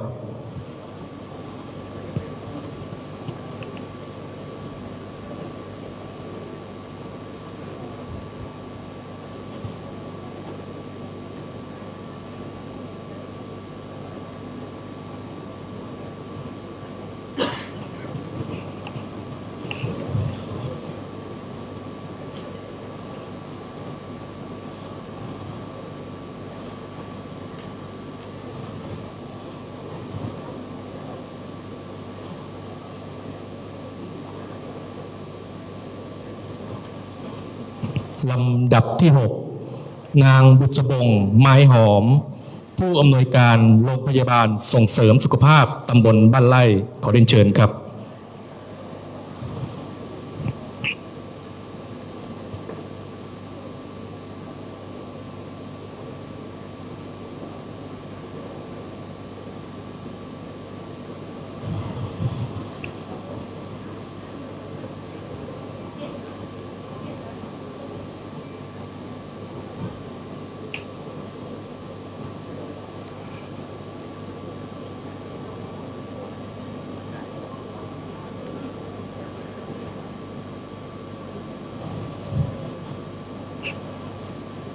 ลำดับที่ 7 นางกมลวรรณสุนทรยิ้ม ผู้ให้การสนับสนุนโครงการขอเรียนเชิญครับ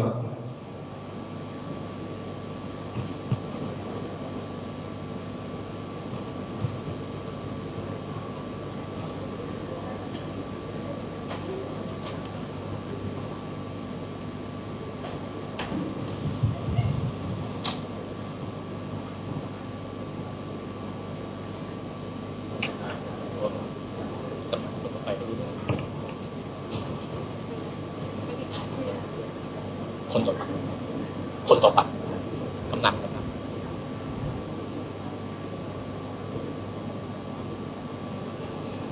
ลำดับที่ 8 นายรังสรรค์แสงเมย์กำนันตำบลเทพนครขอเรียนเชิญครับ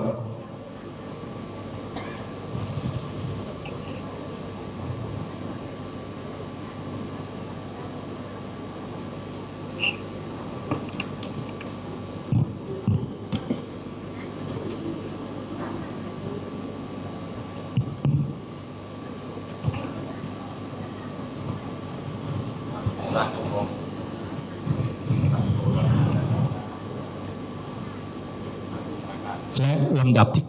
9 นายจอมไก่แจ้ผู้ใหญ่บ้านหมู่ที่ 3 บ้านไร่ขอเรียนเชิญครับ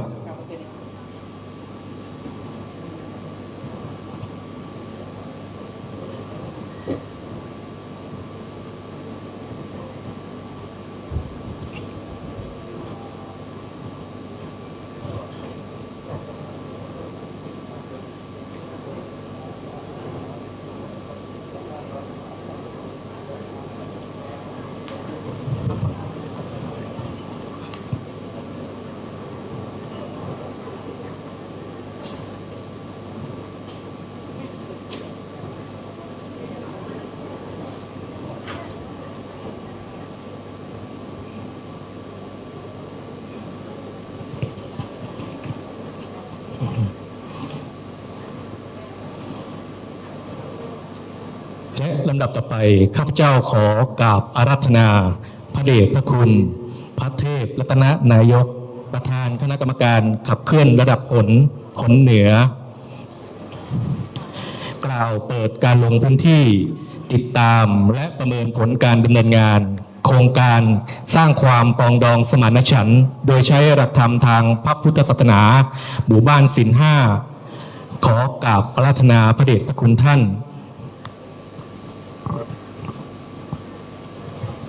ขอถวายความเคารพพระเดชพระคุณหลวงพ่อพระพรหมวชิรวิสุทธิ์เจ้าคณะภาค 4ที่เคารพอย่างสูงยิ่งกราบเรียนพระเถรานุเถระเจ้าคณะพระสังฆาธิการทุกรูป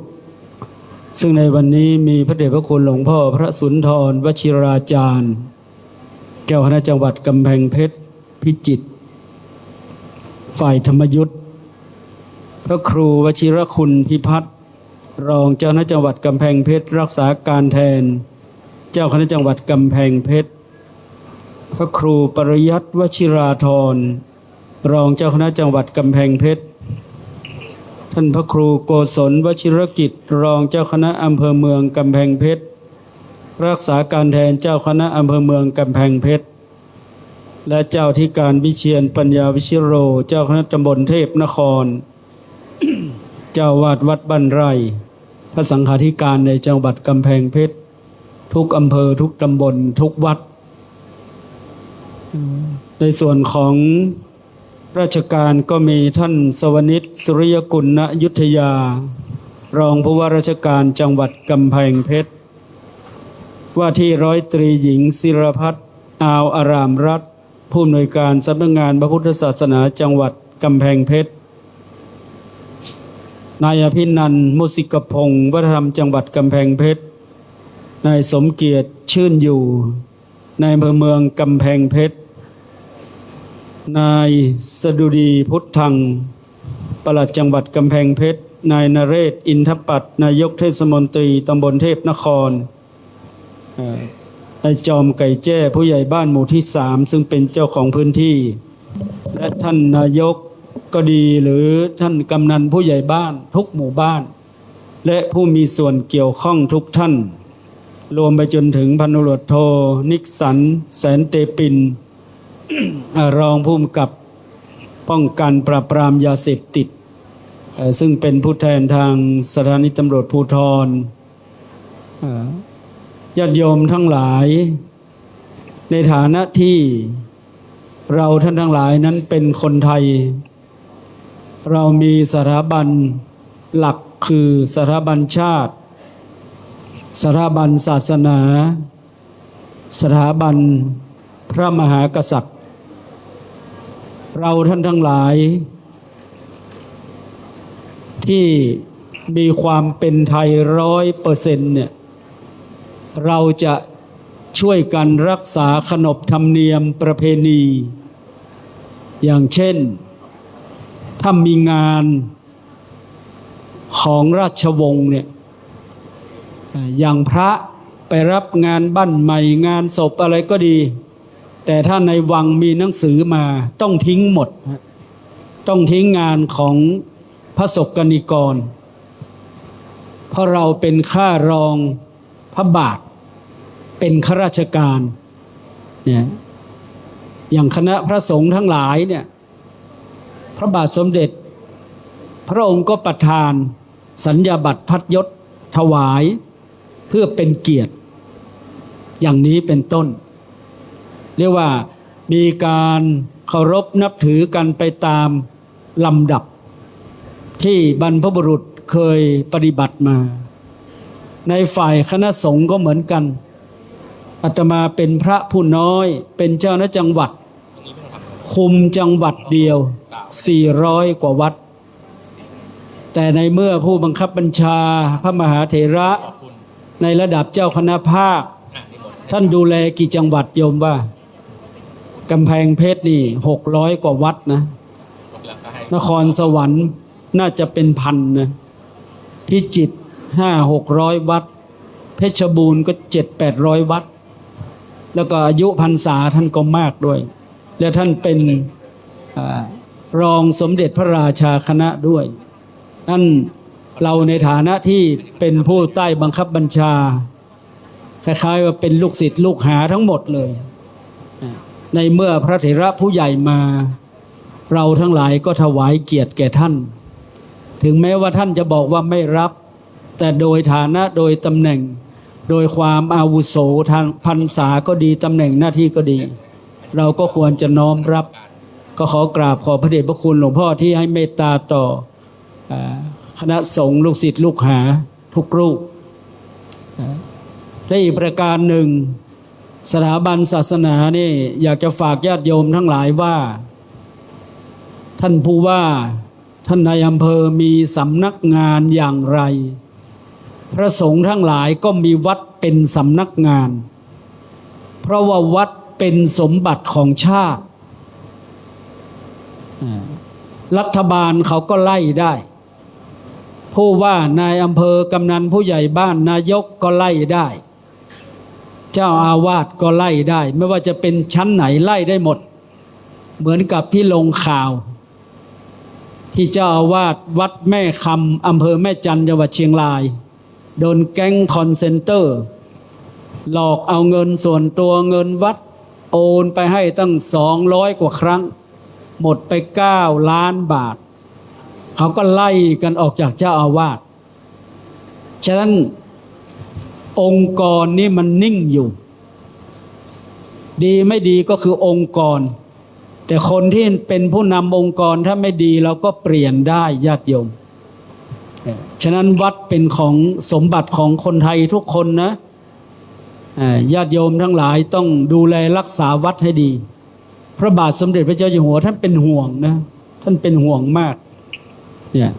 ฉะนั้นวัดจึงเป็นที่พึ่งของประชาชนถ้าไม่มีวัดแล้วก็ลำบากเซ็นเตอร์ของผู้ใหญ่บ้านก็ไม่กว้าง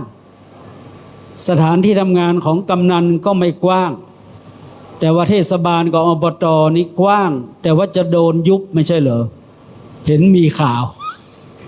ตอนนี้กำลังรวมตัวกันไปประท้วงนะจะเป็นยังไงไม่ทราบ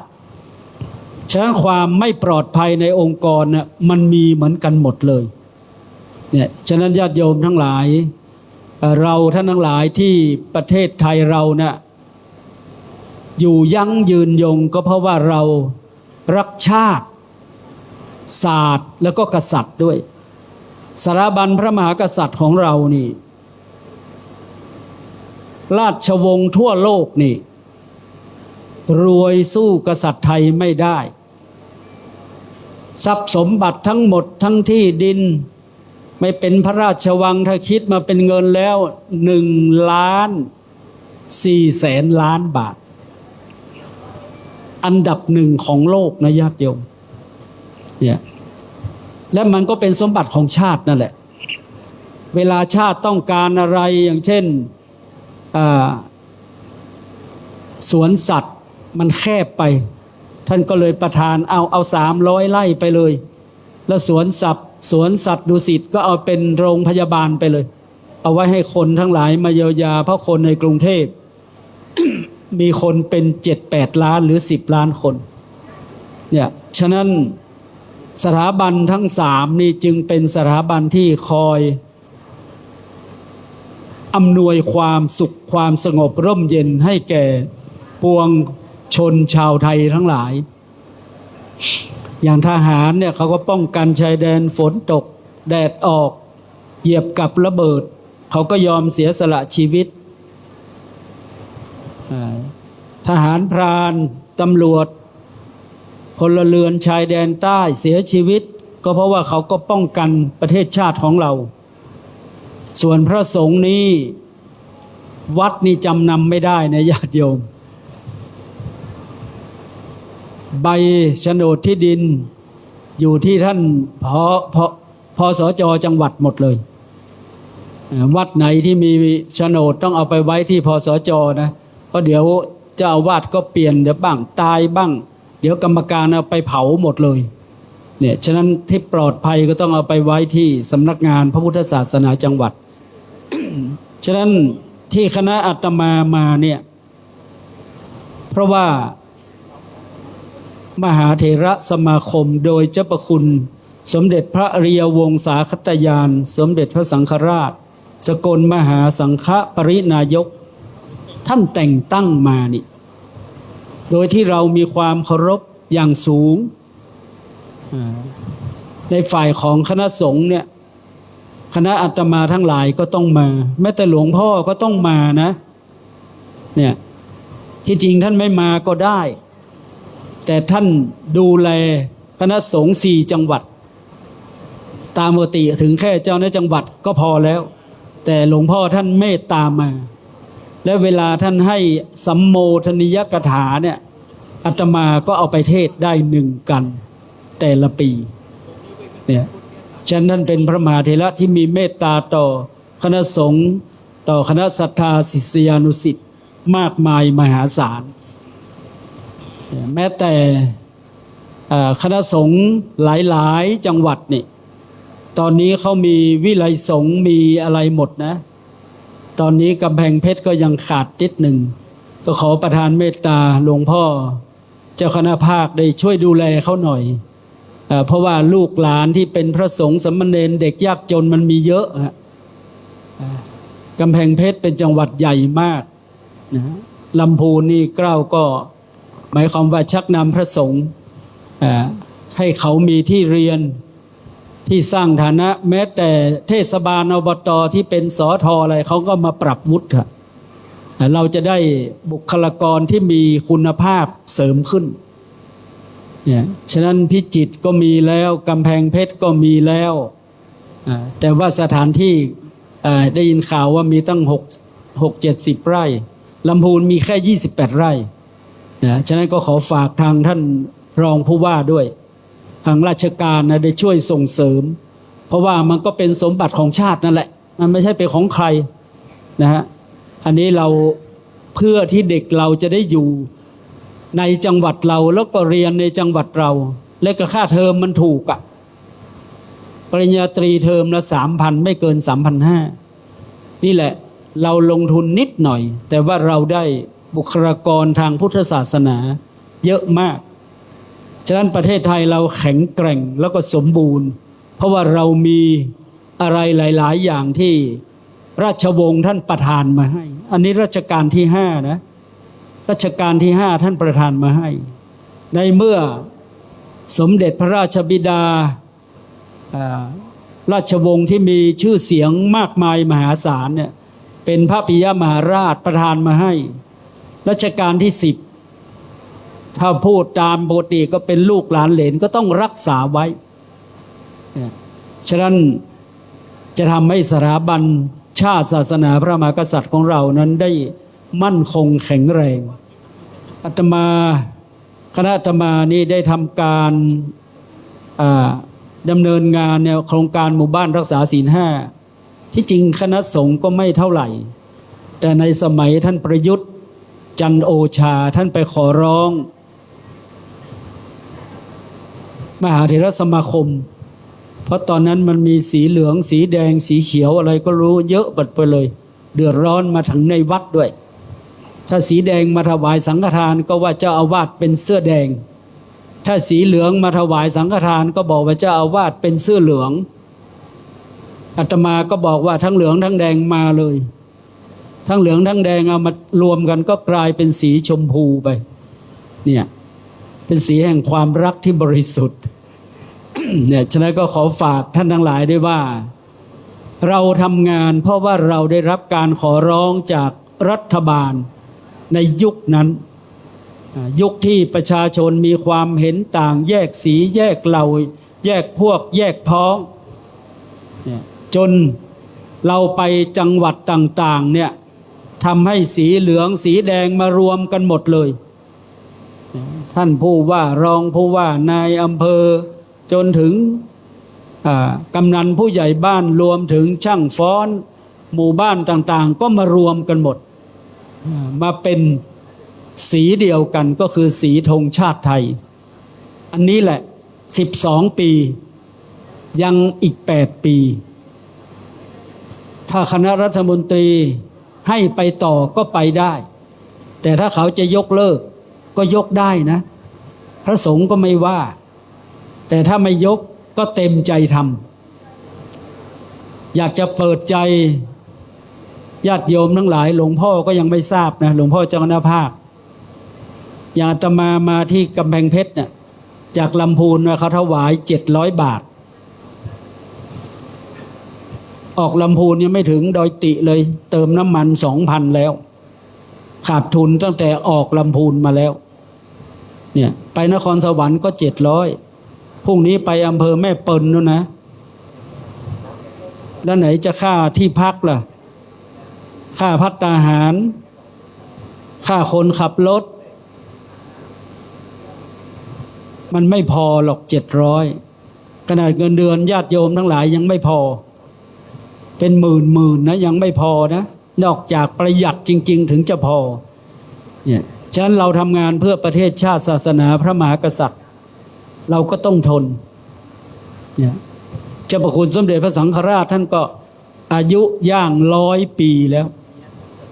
และองค์ที่เป็นปฐมบทของศีล5นี่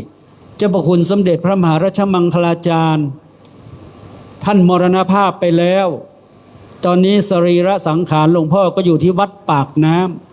ำใต้พระพุทธรูปองค์ใหญ่สรีระสังขารท่านอยู่นั่นคณะอาตมาไปที่ไหนให้เห็นหน้าท่านแล้วก็น้ำตาซึมเหมือนกันดังนั้นพวกเราก็ต้องเต็มใจคณะสงฆ์แต่ละจังหวัดก็ต้องเตรียมใจนะอย่าไปคิดถึงวัดไม่ใช่วัดเราขายก็ไม่ได้อย่าไปจำนำก็ไม่ได้อย่างผมมาคืนที่5แล้วเนี่ยพรุ่งนี้ถึงจะกลับจากแม่เปิล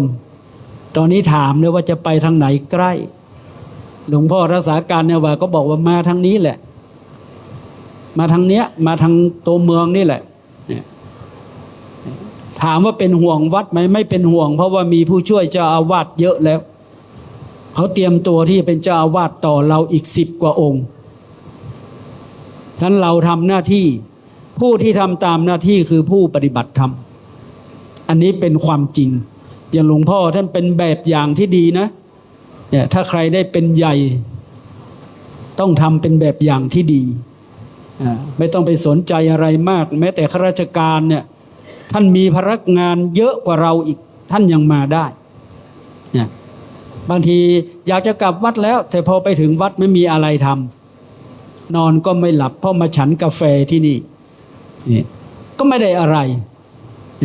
อย่างพวกผมมานี่ไม่สนใจเลยใครจะเป็นจะตายกับเรื่องของเขาเราทำหน้าที่ของเราให้สมบูรณ์ลองเรากลับไปกลับมาสิ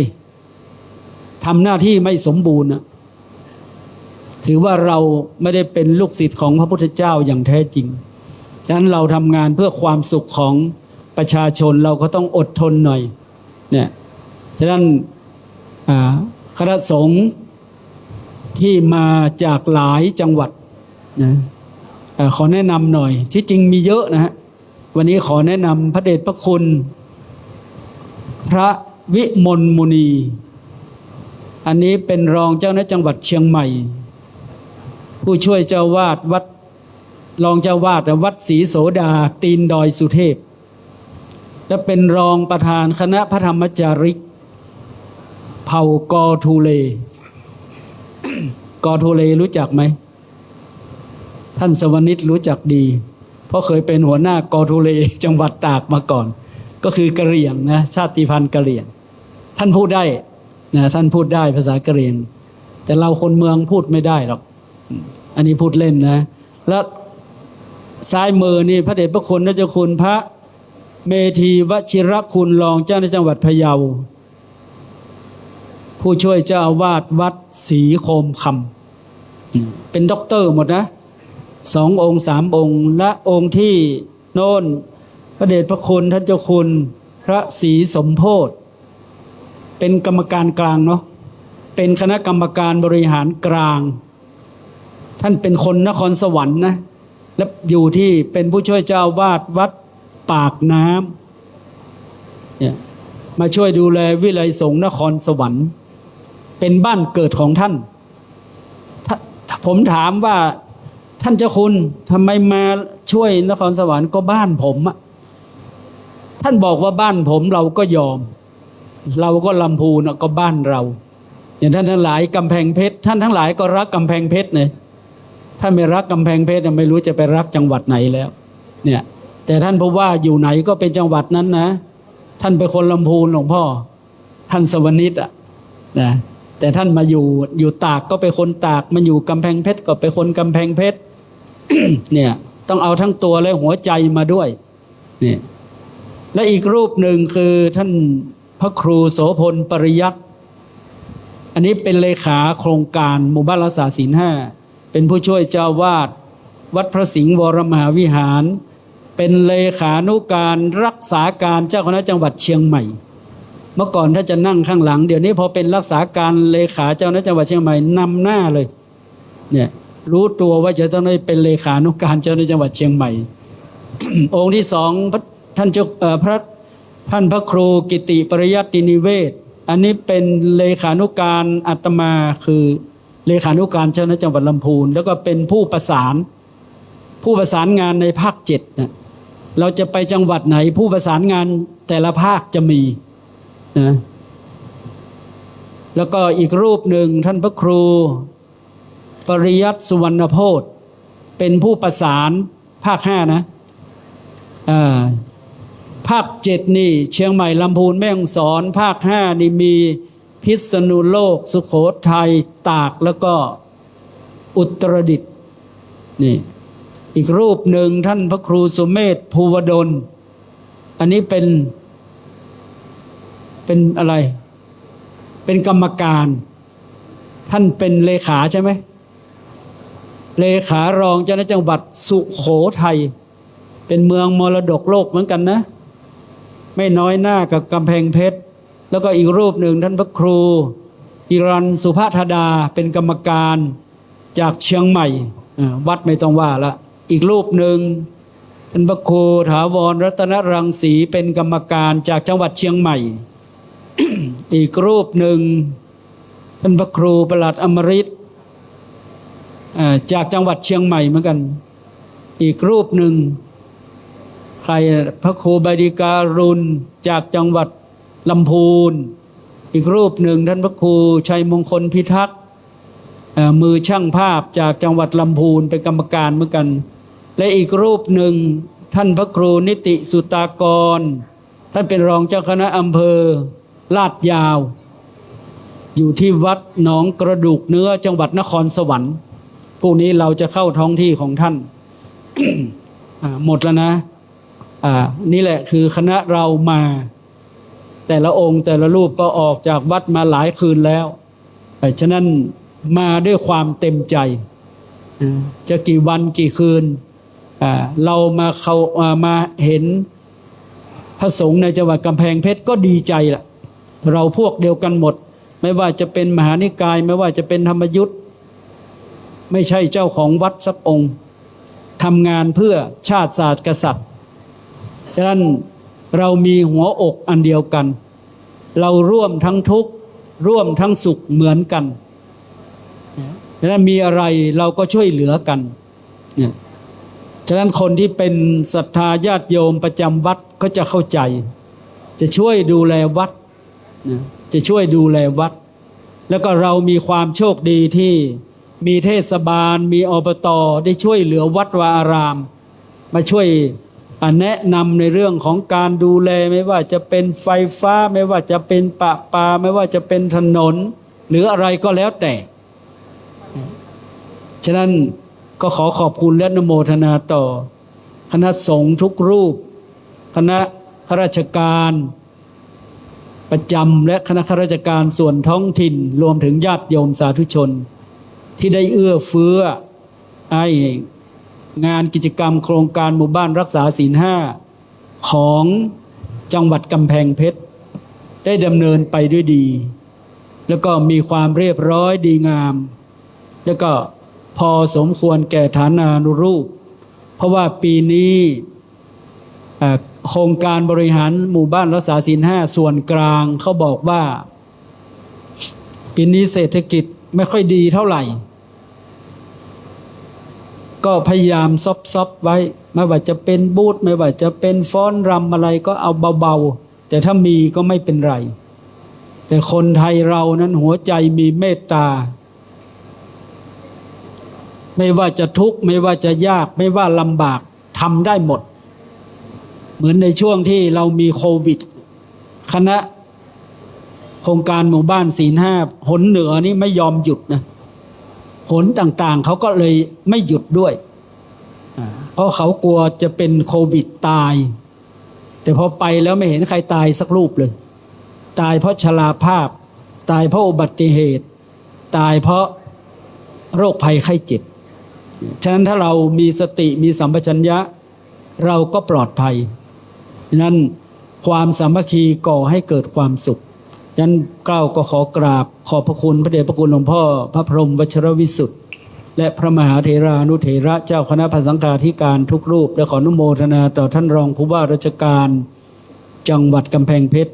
และหัวหน้าส่วนราชการทุกหมู่เหล่าและข้าราชการส่วนท้องถิ่นรวมถึงกำนันผู้ใหญ่บ้านญาติโยมสาธุชนก็ขออำนวยอวยชัยให้ญาติโยมทั้งหลายจงเจริญด้วยอายุวันนะสุขภละปฏิภาณธนสารสมบัติธรรมสารสมบัติโดยทั่วกันทุกท่านเทิน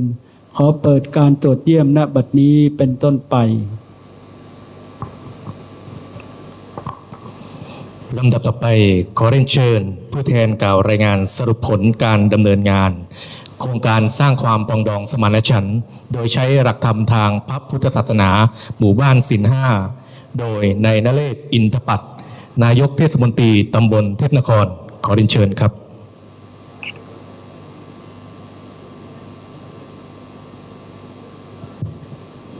กราบนมัสการท่านพระพรหมวชิรวิสุทธิ์เจ้าคณะภาค4นมัสการท่านพระเทพรัตนนายกประธานคณะกรรมการและคณะกรรมการทุกรูปตลอดจนคณะสงฆ์ที่มาในสถานที่แห่งนี้เรียนท่านรองผู้ว่าราชการจังหวัดกำแพงเพชรท่านหัวหน้าส่วนราชการท่านกำนันผู้ใหญ่บ้านผู้แทนภาครัฐภาคเอกชนตลอดจนภาคประชาชนพ่อแม่พี่น้องหมู่ที่3ตำบลเทพนครอำเภอเมืองกำแพงเพชรกับผมนายนเรศอินทปัตย์ นายกเทศมนตรีตำบลเทพนครวันนี้ขอกล่าวข้อมูลและที่มาของโครงการการสร้างความปรองดองสมานฉันท์โดยใช้หลักธรรมทางพระพุทธศาสนาของหมู่ที่ 3 วัดบ้านไร่ตำบลเทพนครด้วยตำบลเทพนครมีพื้นที่ทั้งหมด172 ตารางกิโลเมตรประชากร 20,000 กว่าคนมีหมู่บ้าน22หมู่บ้านมีวัด20แห่งรวมสถานที่ปฏิบัติธรรมและสถานศึกษาสวด6แห่งระดับประถม11แห่งระดับมัธยม2แห่งและเรามีโรงเรียนผู้สูงอายุเพราะนั้นหลักการในการทำให้ศีล 5หรือหลักการทำความ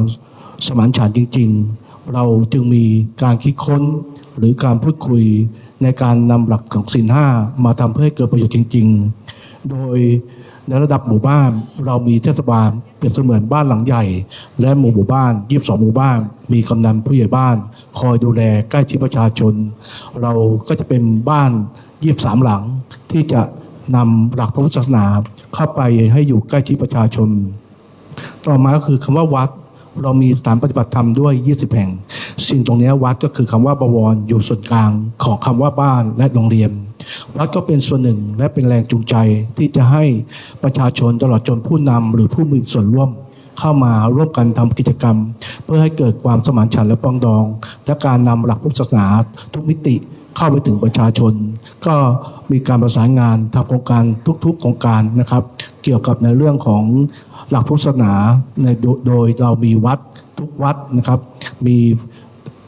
เจ้าคณะตำบลทั้ง3รูปนะครับเป็นแกนนำแล้วก็มีเจ้าอาวาสที่เมตตากับประชาชนในตำบลเทพนครตลอดจนผู้นำทุกกลุ่มทุกมิติและที่สำคัญก็คือโรงเรียนสถานศึกษาเรามีศูนย์เด็กเล็กมีโรงเรียนระดับประถมมีโรงเรียนระดับมัธยมที่สำคัญเรามีโรงเรียนผู้สูงอายุเพราะฉะนั้นสถานศึกษาตรงนี้ก็จะมีความบ่งชี้ว่าเรามีประชาชนตั้งแต่อายุ2 ขวบถึงผู้สูงอายุยันปลดเกษียณนะครับประมาณ 2,000 กว่าคนเพราะนั้นองค์กรตรงนี้นะครับในตำบลเทพนครก็จะเป็นองค์กรหลักที่จะนำหลักคำว่าบวรหรือหลักพุทธศาสนามาเป็นมิติในการพัฒนาโดยเฉพาะในภาคปัจจุบันนะครับเราจะเห็นการเปลี่ยนแปลงในการทำให้คนมีทุกข์ทำให้คนเกิดอบายมุขและมีสิ่งที่ทำให้คนเกิดการสูญเสียทั้งชีวิตและทรัพย์สินก็คือการพัฒนาของอบายมุขที่มาของอบายมุขค่อนข้างไวตำบลเทพนครจึงมีการนะครับพัฒนาในเรื่องของคำว่าหลักพุทธศาสนาเข้าถึงประชาชนเป็นอย่างต่อเนื่องทุกๆปีวันนี้ก็ถือว่าโชคดีนะครับที่ทางสำนักพุทธศาสนาจังหวัดกำแพงเพชรท่านคณะสงฆ์ที่ได้มีโอกาสนะครับคัดเลือกหมู่บ้านที่3นะครับหมู่3โดยมีนายจอมไก่แจ้เป็นผู้ใหญ่บ้านคัดเลือกวัดบ้านไร่ตำบลเทพนครหมู่ที่3นะครับโดยมีท่านอธิการนะครับวัดพระวิเชียรนะครับเป็นเจ้าวาดและเป็นเจ้าคณะตำบลเรายินดีนะครับที่จะได้รับข้อชี้แนะได้รับข้อชี้นำนะครับที่จะให้หลักธรรมทางพุทธศาสนาเกิดประโยชน์และเข้าถึงต่อชาวบ้านจริงๆนะครับเพื่อให้เป็นส่วนหนึ่งเมื่อเขาเกิดทุกข์เขาต้องการมีเรานะครับในฐานะส่วนที่เรารับรองทั้งเรื่องระบายทุกข์แก้ไขปัญหาความยากลำบากปัญหาความเดือดร้อนก็ขอกราบขอบพระคุณนะครับท่านพระเถระทุกรูปนะครับขอบคุณหัวหน้าส่วนราชการเรายินดีนะครับจะเป็นส่วนหนึ่งตำบลเทพนครที่จะนำหลักพระพุทธศาสนาไปนำปฏิบัติและก็ขอนำเสนอข้อมูลทางวิทยาต่อไปนะครับขอบคุณครับและลำดับต่อไปนะครับจะเป็นการนำเสนอวิดีทัศน์ผลการดำเนินโครงการสร้างความปรองดองสมานฉันท์โดยใช้หลักธรรมทางพระพุทธศาสนาหมู่บ้านรักษาศีล 5ขอเชิญรับชมรับฟังครับ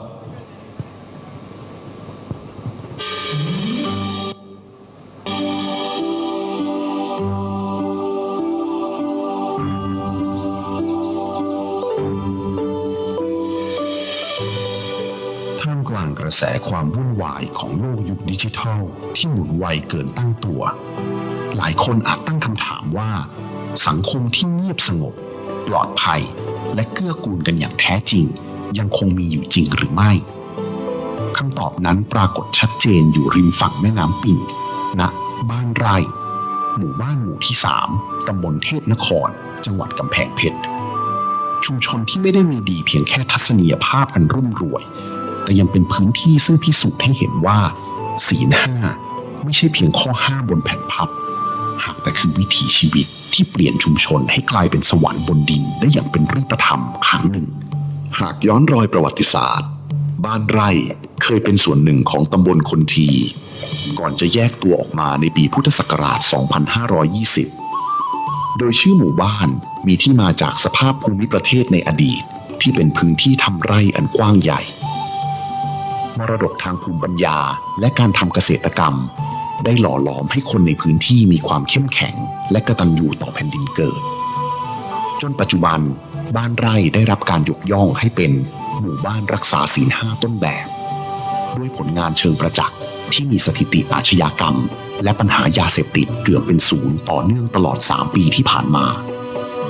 ซึ่งเป็นส่วนหนึ่งของเป้าหมายการสร้างความปรองดองสมานฉันท์โดยใช้หลักธรรมนำหน้า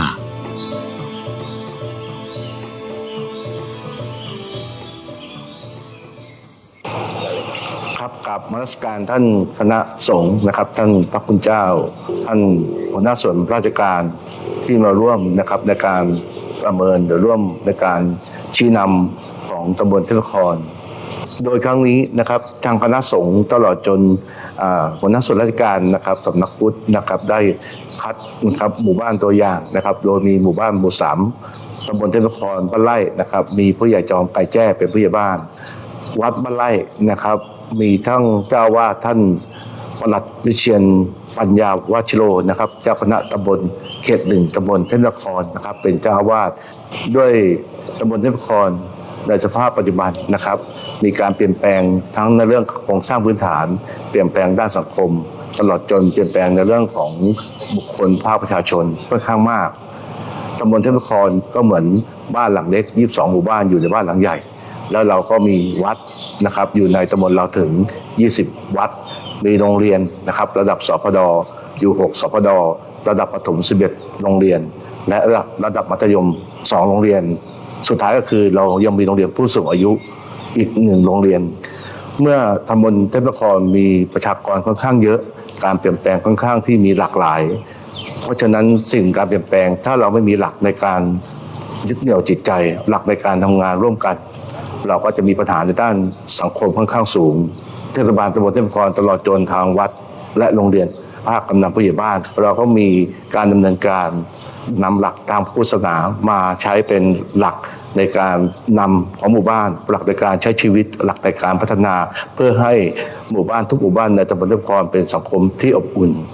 ในส่วนของเทศบาลตำบลเทพนครที่ได้ดำเนินการร่วมกันกับภาคประชาชนตลอดจนคำว่าบวรก็คือ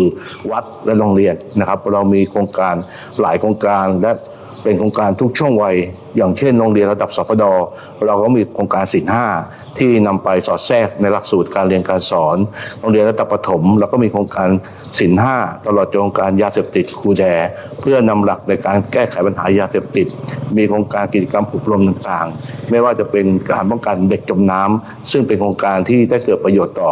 ประชาชนและเด็กเยาวชนค่อนข้างมากเด็กทุกคนเยาวชนทุกคนที่เข้ามาร่วมโครงการกับเรานั้นเขาจะมีวิธีคิดวิธีแก้ปัญหาตลอดจนความเอื้ออาทรความอบอ้อมอารีการช่วยเหลือซึ่งกันและกันมาเป็นยึดเหนี่ยวจิตใจตลอดจนโรงเรียนผู้สูงอายุนะครับที่ถือเป็นกลุ่มหลักของเรานะครับในการเปลี่ยนแปลงสังคมของผู้สูงอายุทางนี้ทางเทศบาลตลอดจนกำนันผู้ใหญ่บ้านวัดและโรงเรียนนะครับก็ได้มีการทำกิจกรรมร่วมกันสนับสนุนส่งเสริมให้ผู้สูงอายุนำสิ่งดีๆมาร่วมกิจกรรมประสิทธิภาพผลที่เกิดขึ้นก็คือผู้สูงอายุจะมีสภาพจิตใจที่ค่อนข้างเบิกบานนะครับไม่เป็นโรคซึมเศร้าและมีการทำให้ผู้สูงอายุที่อยู่แต่บ้านติดบ้านมาอยู่ในพื้นที่ที่ทำกิจกรรมร่วมกันทำให้สุขภาพจิตใจและสุขภาพร่างกายนั้นแข็งแรงยิ่งขึ้นเพราะนั้นโครงการต่างๆที่ทางเทศบาลร่วมกับวัดและโรงเรียนทำตลอดจนภาคประชาชนนั้นเราทำค่อนข้างที่มีความชัดเจนและมีความยั่งยืนและให้ทันสมัยต่อการเปลี่ยนแปลงผมคิดว่านะครับถ้าเราใช้ชีวิตเราใช้มีหลักทางพุทธศาสนาที่ชัดเจนนำศีล 5เข้าไป ใช้อย่างต่อเนื่องและทันสมัยตลอดจนสอดคล้องกับการเปลี่ยนแปลงของสังคมก็จะทำให้นะครับคำว่าศีล 5นั้นเกิดประโยชน์และสามารถทำให้สังคมและครอบครัวตลอดจนการใช้ชีวิตมีหลักมีคุณค่านำใช้ประโยชน์ต่อไปได้อย่างยั่งยืนนะครับครับหมู่ 3นะครับบ้านไร่เทพตำบลเทพนครแล้วก็มีประชากรจำนวนทั้งหมดก็ประมาณ800คนนะครับอาชีพส่วนใหญ่ก็ทำนาเกษตรกรนะครับค้าขายส่วนใหญ่แล้วอยู่ในช่วงวัยนะครับผู้สูงอายุก็เกี่ยวกับการรักษาศีลก็วันพระก็ทำบุญนะครับชาวบ้านก็มาทำบุญกันครับวันพระทำจิตอาสาทำตัดหญ้าทำความสะอาดอย่างสงกรานต์เราก็นะครับอาบน้ำคนแก่เพื่ออะไรเงี้ยมีเป็นความสามัคคีในหมู่บ้านนะครับการแห่ธงนะครับก็ดึงชาวบ้านมาเป็นคุ้มๆก็มีโซนเหนือโซนใต้ครับทำกระบวนธงนะครับแห่กันมาที่วัดก็มากันเป็นกลุ่มคณะนะครับรักใคร่กลมเกลียวกันแถวบ้านหมู่บ้านนะครับทำร่วมกับโรงเรียนนะครับก็จะมีกิจกรรมแห่เทียนเข้าพรรษานะครับของโรงเรียนบ้านไร่กับศูนย์เด็กเล็กนะครับก็ทำกันมาเป็นประจำทุกปีนะครับช่วงเช้าก็แห่เทียนนะครับถวายเทียนเสร็จอะไรเสร็จก็มีการทำกิจกรรมเสริมนะครับก็ทำความสะอาดวัดนะครับปรับภูมิทัศน์ก็ภายในหมู่ 3แล้วนะครับชาวบ้านเราก็มีอาชีพนะครับก็ทำปอเปี๊ยะนะครับเป็นรายได้เสริมนะครับก็ทำให้ชาวบ้านนะครับมีความรักใคร่สามัคคีครับทำกันเป็นกลุ่มคณะได้พบปะพูดคุยกันช่วยลดปัญหาการลักขโมยอะไรครับชาวบ้านก็ไม่เดือดร้อนครับก็มีงานทำกันอะไรเงี้ยครับโรงเรียนสมเด็จพระศรีนครินทร์กำแพงเพชรให้ความสำคัญในการปลูกฝังคุณธรรมจริยธรรมและการดำเนินชีวิตตามหลักธรรมทางพระพุทธศาสนาโรงเรียนจึงได้น้อมนำหลักศีล 5มาเป็นแนวทางในการส่งเสริมพฤติกรรมที่พึงประสงค์ของนักเรียนโรงเรียนได้ดำเนินการกิจกรรมแรกก็คือนิมนต์พระให้มาเป็นวิทยากรในการบรรยายในหลักธรรมศีล 5แล้วก็ยังได้ทำโครงการกิจกรรมโรงเรียนวิถีพุทธตามนโยบายของสปท.แล้วก็โครงการกิจกรรมที่สืบสานพระราชปณิธานของสมเด็จย่าคนดีของท่านลิศก็เป็นกิจกรรมที่ทางโรงเรียนได้ดำเนินการอย่างต่อเนื่องโดยอาศัยความร่วมมือจากทั้งผู้ปกครองนักเรียนจากพระภิกษุสงฆ์จากชุมชนแล้วก็จากเทศบาลตำบลเทพนครให้การสนับสนุนโครงการกิจกรรมเป็นอย่างดีสิ่งสำคัญอันดับแรกเลยก็คือเด็กมีคุณธรรมจริยธรรมอันที่2คือความกตัญญูกตเวทีรู้จักในการตอบแทนบุญคุณและสิ่งสำคัญที่สุดก็คือก็จะมีจิตใจที่เป็นสาธารณประโยชน์มีจิตอาสาในการที่จะช่วยเหลือนะครับอย่างเช่นที่วัดบ้านไร่เก่าที่เราเข้าไปร่วมกิจกรรมนะครับเราก็ได้เห็นว่าบางกิจกรรมที่ต้องอาศัยเด็กเข้าไปมีส่วนร่วมไม่ว่าจะเป็นมัคคทายกหรือกิจกรรมจิตอาสาต่างๆที่จะช่วยในการที่จะสาธารณพัฒนาสถานที่และสำคัญที่สุดก็คือวันสำคัญต่างๆไม่ว่าจะเป็นวันพระไม่ว่าจะเป็นวันทางสำคัญทางพุทธศาสนาเราเองก็พาเด็กนักเรียนไปเพื่อจะให้เด็กนักเรียนมีจิตสาธารณะแล้วก็ซึมซับในเรื่องของพุทธศาสนาวัดบ้านไร่เป็นศูนย์รวมจิตใจของชาวบ้านบ้านไร่มาโดยตลอดวัดบ้านไร่นั้นได้จัดกิจกรรมเป็นหมู่เป็นคณะ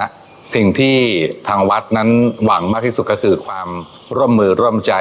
ความสามัคคีและความปรองดองในหมู่คณะของกลุ่มชาวบ้านบ้านไร่ที่สำคัญที่สุดก็คือชาวบ้านนั้นมีการรวมตัวทำกิจกรรมวันสำคัญทางพระพุทธศาสนาโดยเฉพาะวันมาฆบูชาวันวิสาขบูชาและวันอาสาฬหบูชาที่สำคัญที่สุดนั้นวันเข้าพรรษาและกิจกรรมที่จะประจำที่สุดก็คือทุกวันเสาร์ก็จะมีกิจกรรมสวดมนต์ธรรมจักรจะมาร่วมสวดมนต์กันเป็นประจำภายในวัดช่วงเย็นตั้งแต่5 โมงเย็นขึ้นไปจนถึง1 ทุ่มซึ่งสิ่งที่เห็นได้ชัดก็คือชาวบ้านนั้นมีความรักความสามัคคีมากยิ่งขึ้นงานประจำปีของทางวัดคืองานปิดทองหลวงพ่อสำเร็จศักดิ์สิทธิ์ทันใจณวัดบ้านไร่ซึ่งปัจจุบันนี้ก็มีพ่อบ้านของเรานั้นท่านจอมไก่แจ้นั้นก็ได้น ชาวบ้านเข้ามาทำความดีในวัดอย่างเช่นทำความสะอาดห้องน้ำทำความสะอาดโรงครัวเก็บข้าวของที่ไม่เป็นที่ระเบียบก็ให้เป็นระเบียบมากขึ้นด้วยความรักความสามัคคีของชาวบ้านก็ถือว่าเข้ามาในวัดนี้มากขึ้นเป็นจำนวนมากซึ่งก็ถือว่าเป็นความตั้งใจของอาตมาภาพในตอนแรกๆที่เข้ามาบริหารวัดบ้านไร่นี้ก็คือต้องการความรักความสามัคคีและในเรื่องของการรักษาศีลปฏิบัติธรรมก็ถือว่าได้สำเร็จไปในส่วนหนึ่งทีละส่วนไปตามเหตุตามปัจจัยสำหรับความมุ่งหมายสำคัญในอนาคตที่ทางวัดบ้านไร่ได้มีความต้องการมากที่สุดนั่นก็คือความรักความสามัคคีและความเจริญในจิตใจของทุกๆคนในด้านของเรื่องรักษาศีล 5เมื่อทุกที่ทุกทางนั้นมีศีลอยู่ในจิตในใจแล้วความเจริญความมั่นคงไม่ว่าจะเป็นตัวบุคคลเองหรือว่าจะเป็นสถานที่ไม่ว่าจะเป็นวัดบ้านโรงเรียนก็จะเกิดความเจริญเพราะว่าได้มีโอกาสนำศีลไปใช้ในชีวิตประจำวันนั่นเอง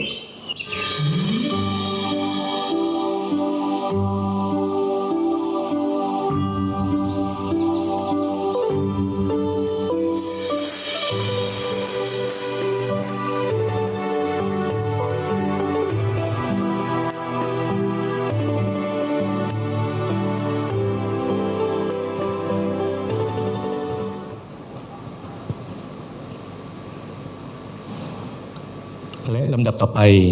ข้าพเจ้าขอกราบอาราธนาคณะกรรมการขับเคลื่อนระดับผลสอบถามแลกเปลี่ยนเรียนรู้การดำเนินงานกับคณะกรรมการโครงการของหมู่บ้านขอกราบอาราธนาครับขอถวายความเคารพพระเดชคุณหลวงพ่อพระพรหมวชิรวิสุทธิ์เจ้าคณะภาค 4พระเดชคุณหลวงพ่อพระเทพรัตนนายกประธานคณะกรรมการตรวจเยี่ยมโครงการหมู่บ้านรักษาศีล 5 หนเหนือหลวงพ่อเจ้าคุณพระสุนทรวชิราจารย์เจ้าคณะจังหวัดกำแพงเพชรที่ 7ฝ่ายธรรมยุทธหลวงพ่อพระครูวชิระคุณพิพัฒน์รองเจ้าคณะจังหวัดกำแพงเพชรรักษาการเจ้าคณะจังหวัดกำแพงเพชรท่านอาจารย์พระครูปริยัติวชิราธรรองเจ้าคณะจังหวัดกำแพงเพชรพระครูโกศลวชิรกิจรองเจ้าคณะอำเภอเมืองกำแพงเพชรรักษาการเจ้าคณะอำเภอเมืองกำแพงเพชรท่านเจ้าอธิการวิเชียรปัญญาวชิโรเจ้าคณะตำบลเทพนครเจ้าวาดวัดบ้านไร่หลวงพ่อเจ้าคณะอำเภอรองเจ้าคณะอำเภอเจ้าคณะพระสังฆาธิการในเขตปกครองคณะสงฆ์จังหวัดกำแพงเพชรทุกรูปนะครับขอเจริญพรท่านสวนิตสุริยกุลณอยุธยารองผู้ว่าการจังหวัดกำแพงเพชรว่าที่ร้อยตรีหญิงศิรพัฒน์อารามรัตน์ผู้อำนวยการสำนักงานพุทธศาสนาจังหวัดกำแพงเพชรท่านอภินันท์มุสิกพงศ์วัฒนธรรมจังหวัดกำแพงเพชรท่านสมเกียรติชื่นอยู่ในอำเภอเมืองกำแพงเพชรพันตำรวจโทนิกสันแสนเตปินรองผู้กำกับฝ่ายป้องกันปราบปรามยาเสพติดจังหวัดกำแพงเพชรพร้อมทั้งท่านสดุดีพุทธังปลัดจังหวัดกำแพงเพชรท่านนเรศอินทปัตย์ท่านนายกเทศมนตรีตำบลเทพนครและคุณจอมไก่แจ้ผู้ใหญ่บ้านหมู่ที่ 3ตำบลเทพนครอำเภอเมืองกำแพงเพชรจังหวัดกำแพงเพชรพร้อมทั้งบรรดาหน่วยงานภาคีเครือข่ายทุกหน่วยงานซึ่งวันนี้นั้นคณะสงฆ์คณะกรรมการโครงการหมู่บ้านรักษาศีล 5 หนเหนือโดยการนำของพระเดชคุณหลวงพ่อพระเทพรัตนนายกพร้อมทั้งคณะกรรมการทุกๆรูปได้เดินทางมาตรวจเยี่ยมบ้านไร่เทพนครหมู่ที่ 3นะครับตำบลเทพนครอำเภอเมืองกำแพงเพชรจังหวัดกำแพงเพชรในวันที่10 สิงหาคมในวันนี้เป็นจังหวัดที่ 5ซึ่งโดยเฉพาะในวันที่10 สิงหาคมนี้ถือว่าเป็นวันสำคัญอีกวันหนึ่งของนักปกครองส่วนท้องถิ่นก็คือเป็นวันกำนันแล้วก็ผู้ใหญ่บ้านนะครับซึ่งปีนี้ครบ 134 ปีนะครับฉะนั้นวันนี้ตรงประเด็นมากเพราะว่าโครงการของคณะสงฆ์เรามีอยู่2โครงการท่านรองผู้ว่าโครงการที่1ก็คือโครงการหมู่บ้านรักษาศีล5เนี่ยเราพัฒนาผู้นำส่วนปกครองส่วนท้องถิ่นก็คือกำนันผู้ใหญ่บ้านส่วนอีกโครงการเป็นโครงการวัดประชารัฐสร้างสุขนั่นเป็นการพัฒนาหลวงพ่อเจ้าอาวาสนะว่ามีการบริหารการจัดการอย่างไรซึ่งโดยเฉพาะในวันนี้นะ134 ปีวันกำนันผู้ใหญ่บ้านนะฉะนั้นก็กำนันผู้ใหญ่บ้านแล้วก็ในช่วงนี้ก็จะต้องมีบทบาทมีภาระงานหนักสักนิดหนึ่งนะเพราะว่าเราเห็นจากสื่ออะไรต่างๆก็ส่วนมากก็จะเกิดขึ้นในชุมชนสิ่งที่ควรเกิดก็ไม่เกิดสิ่งที่ไม่ควรเกิดก็เกิดนะปัจจุบันนี้แม้แต่ทางวัดก็ไม่ปลอดภัยวัดก็ไม่ปลอดบ้านก็ไม่ปลอดภัยโรงพยาบาลก็ไม่ปลอดภัยที่ไหนๆก็ไม่ปลอดภัยฉะนั้นเราจะทำอย่างไรดีฉะนั้นคณะสงฆ์ของเราซึ่งเป็นปีที่ตั้งแต่ปี2557ปีที่69ก็13 ปีที่มีโครงการที่พระเดชพระคุณหลวงพ่อเจ้าพระคุณสมเด็จพระมหาราชมังคลาจารย์อดีตผู้ปฏิบัติหน้าที่สมเด็จพระสังฆราชได้มอบภารกิจโครงการหมู่บ้านรักษาศีล5เพื่อที่จะบำบัดทุกข์บำรุงสุขสร้างความปรองดองสมานฉันท์รักกันเหมือนพี่ดีกันเหมือนน้องปรองดองกันเหมือนญาติฉะนั้นวันนี้ทางคณะกรรมการของเราก็ได้รับการถวายการต้อนรับจากคณะสงฆ์จังหวัดกำแพงเพชรพร้อมทั้งนำเสนอทั้งรูปแบบรูปเล่มแล้วก็เป็นวิดีทัศน์ซึ่งก็ถือว่าสุดยอดของอีกจังหวัดหนึ่งเป็นหมู่บ้านรักษาศีล5ต้นแบบถือว่าเป็นแชมป์ของจังหวัดกำแพงเพชรที่ได้รับการคัดเลือกจากท่านผู้ว่าราชการจังหวัดกำแพงเพชรผู้อำนวยการสำนักงานพุทธศาสนาจังหวัดพร้อมทั้งหลวงพ่อเจ้าคณะจังหวัดที่ไว้วางใจให้กับบ้านของเราเนี่ยบ้านไร่เทพนครหมู่ที่3ตำบลเทพนครอำเภอเมืองกำแพงเพชรจังหวัดกำแพงเพชรเนี่ยเป็นหมู่บ้านรักษาศีล5ต้นแบบฉะนั้นปีนี้หมู่บ้านไหนที่อยากจะเข้าร่วมโครงการก็ต้องมาดูที่นี่เป็นต้นแบบฉะนั้นความเป็นต้นแบบแน่นอนละจะต้องอยู่ในระดับเกรด 4หรือว่าดีเยี่ยมดีเยี่ยมฉะนั้นวันนี้การเสนอรายงานทุกสิ่งทุกอย่างเรียบร้อยดีเยี่ยมทั้งรูปแบบรูปเล่มอะไรต่างๆแต่เพื่อให้การประเมินให้ครบรูปแบบทั้งทางตรงแล้วก็ทางอ้อมเพราะว่าเราจะมีคณะกรรมการอะไรต่างๆลงไปทั้งหมดไปดูแลทั้งที่เปิดเผยไม่เปิดเผยที่ไม่มีบัตรก็มีบัตรก็มีเพื่อที่จะได้ข้อมูลอย่างสมบูรณ์แบบเพราะว่าวันนี้เรามีการไลฟ์สดตรวจเยี่ยมโครงการหมู่บ้านรักษาศีล5ต้นแบบของเราเนี่ยไปทั่วประเทศและทั่วโลกด้วยฉะนั้นเพื่อให้การตรวจเยี่ยมนี้สมบูรณ์แบบก็อยากจะขออนุญาตผู้ใหญ่จอมไก่แจ้พร้อมทั้งคณะกรรมการศีล5ต้นแบบของเราได้ให้คณะกรรมการได้เป็นตัวแทนได้แลกเปลี่ยนแล้วก็สอบถามเพื่อที่จะให้ข้อมูลนั้นสมบูรณ์แบบมากยิ่งขึ้นนะครับฉะนั้นในโอกาสนี้ขอโอกาสนิมนต์พระเดชพระคุณอาจารย์เจ้าคุณพระวิมลมุดีด็อกเตอร์นะครับได้สอบถามแล้วก็แลกเปลี่ยนกับคณะกรรมการขอโอกาสนิมนต์ครับ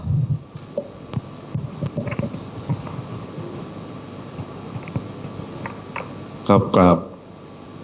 ถวายความเคารพพระเดชพระคุณหลวงพ่อพระพรหมวชิรวิสุทธิ์หลวงพ่อเจ้าคณะภาค 4ประธานสงฆ์ณมณฑลพิธีแห่งนี้คณะกรรมการศีล5คนเหนือทุกรูป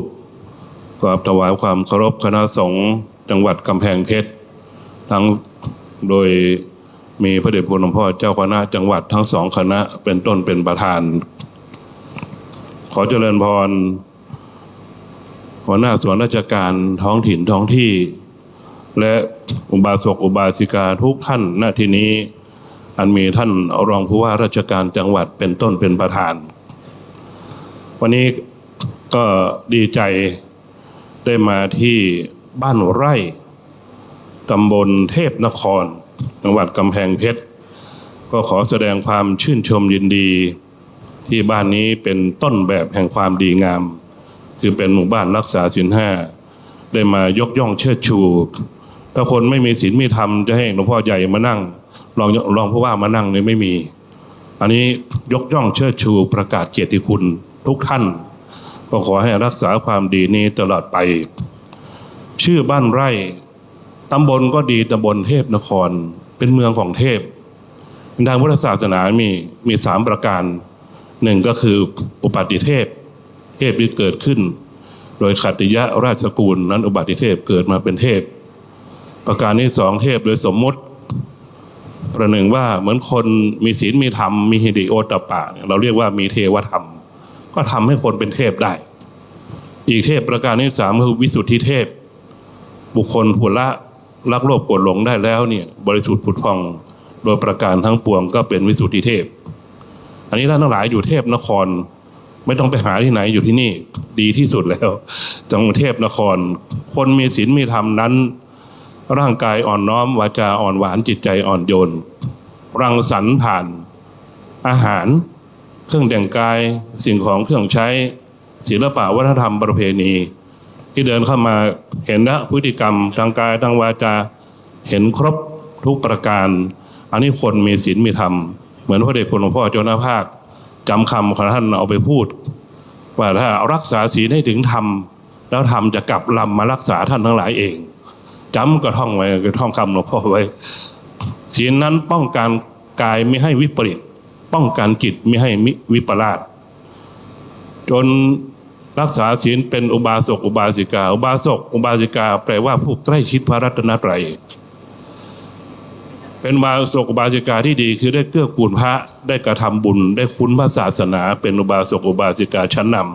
ำอานิสงส์การรักษาศีลก็คือได้โภคทรัพย์ชื่อเสียงขจรกระจายองค์อาจภาคภูมิใจในความดีของตนยับยั้งชั่งใจไม่หลงสติแม้ว่าจะล่วงลับดับขันสิ้นอายุไขก็ด้วยสติสัมปชัญญะที่สมบูรณ์และสุดท้ายมีความดีในใจ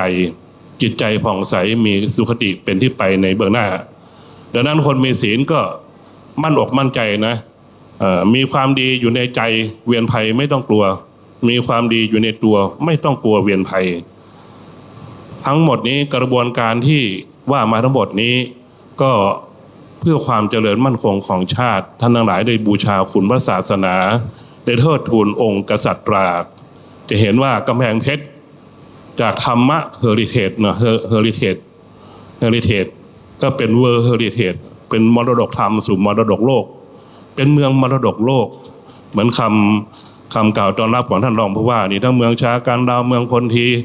เมืองนครชุมเนี่ยเป็นเมืองเก่ามาหลายร้อยปีเพราะคนมีศีลมีธรรมน่าชื่นอกชื่นใจเป็นอย่างยิ่งเมื่อ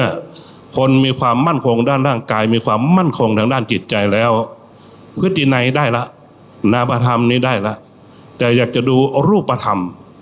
KPI คือตัวชี้วัดเนาะKPI ก็ Key Performance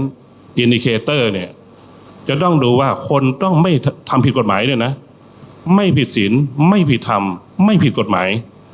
ก็จึงจะต้องถามเพื่อให้ความสมบูรณ์ยิ่งขึ้นประเด็นที่1ก็ถามท่านผู้กำกับเมืองกำแพงเพชรหรือผู้แทนว่าณบ้านแห่งนี้นะเอาเฉพาะบ้านไร่เนี่ยมีคนทำผิดกฎหมายบ้างไหมจะดูตามสถิตินี่ย้อนหลัง3 ปีไม่มีเลยแต่มีอยู่2 คดีนิดหนึ่งขอยืนยันตรงนี้ว่าไม่มีคนทำผิดกฎหมายและประการที่2เห็นได้รางวัลมากมายก็คือเมกเมลิตเนาะผู้ก่อการดีก็จะถามผู้ใหญ่บ้านจอมไก่แจ้ว่าได้มีส่วนร่วมด้วยช่วยกันไหมช่วยเหลือคนที่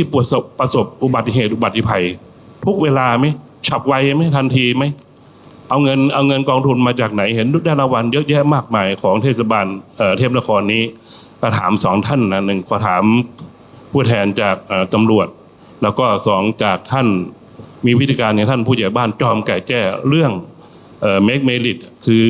ผู้ก่อการดีได้ช่วยเหลือเกื้อกูลในฐานะคนมีศีลมีธรรมด้วยความรักความปรารถนาดีต่อกันขอเจริญพรครับกราบนมัสการพระเทพรัตนนายกนะครับท่านประธานคณะกรรมการโครงการหมู่บ้านรักษาศีล 5ต้นแบบหนเหนือนะครับคณะกรรมการโครงการทุกรูปนะครับเรียนท่านรองผู้ว่าราชการจังหวัดกำแพงเพชรนะครับท่านปลัดจังหวัดหัวหน้าส่วนราชการทุกท่านนะครับ กับผมนะครับพันตำรวจโทนิกสันแสนเตปินนะครับตำแหน่งรองผู้กำกับการป้องกันปราบปรามสถานีตำรวจภูธรเมืองกำแพงเพชรนะครับจะขอรายงานสถิติคดีอาญานะครับที่เกิดขึ้นในพื้นที่บ้านไร่หมู่3นะครับตำบลเทพนครนะครับตั้งแต่ปี 2567 จนถึงปัจจุบันนะครับซึ่งตำบลเทพนครนะครับถือว่าเป็นตำบลที่มีพื้นที่ขนาดใหญ่นะครับมีหมู่บ้านทั้งหมด22หมู่บ้านนะครับประชากรในภาพรวมทั้งหมด 20,000 กว่าคนนะครับแต่ว่าหมู่3บ้านไร่เนี่ยมีประชากรอยู่ประมาณ900กว่าคนซึ่งถือว่ามีประชากรสูงระดับต้นๆนะครับของหมู่บ้านในตำบลนะครับข้อมูลสถิติคดีอาญานะครับอ้างอิงจากฐานข้อมูลของระบบคามสำนักงานตำรวจแห่งชาตินะครับซึ่งเป็นระบบออนไลน์ที่เชื่อมโยงกันทั้งประเทศนะครับคดีอาญาที่เกิดขึ้นนะครับตั้งแต่ปี 67 จนถึงปัจจุบันของตำบลเทพนคร22หมู่บ้านในภาพรวมมีทั้งหมด166คดี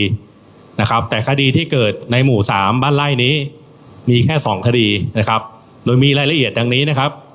คดีที่1นะครับคดียาที่597ปี69นะครับเกิดเมื่อวันที่12มิถุนายน69นะครับเวลาเที่ยงคืนนะครับผู้ก่อเหตุนะครับชื่อนายเสกสรรนะครับได้บุกรุกเข้าไปในบ้านของผู้เสียหายนะครับที่อยู่ในหมู่3นะครับใช้กำลังอนาจารนะครับเด็กหญิงอายุ12ปีในบ้านนะครับแต่ว่าบิดานะครับได้ตื่นมาและช่วยเหลือไว้ได้นะครับจึงถูกดำเนินคดีในเรื่องของการบุกรุกในเคหสถานในเวลากลางคืนนะครับโดยใช้กำลังประทุษร้าย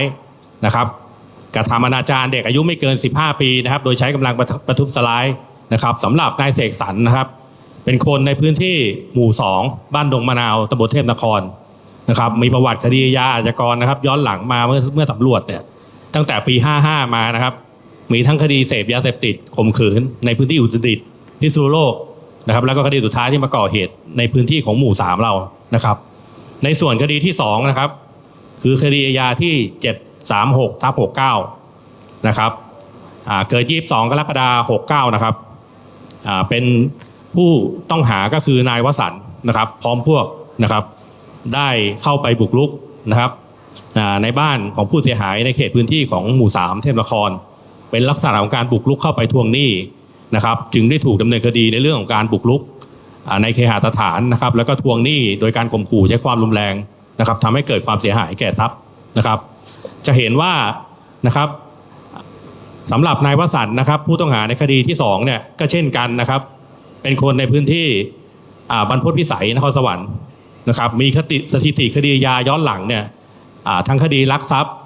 คดียาเสพติดนะครับเต็มไปหมดนะครับจนคดีสุดท้ายก็คือบุกรุกของหมู่3ของเรา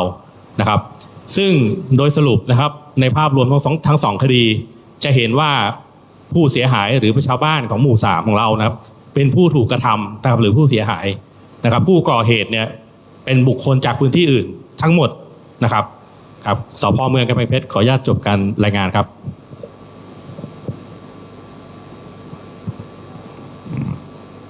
ต่อโดยท่านผู้ใหญ่บ้านเรื่องเมกเมดิตใช่ไหม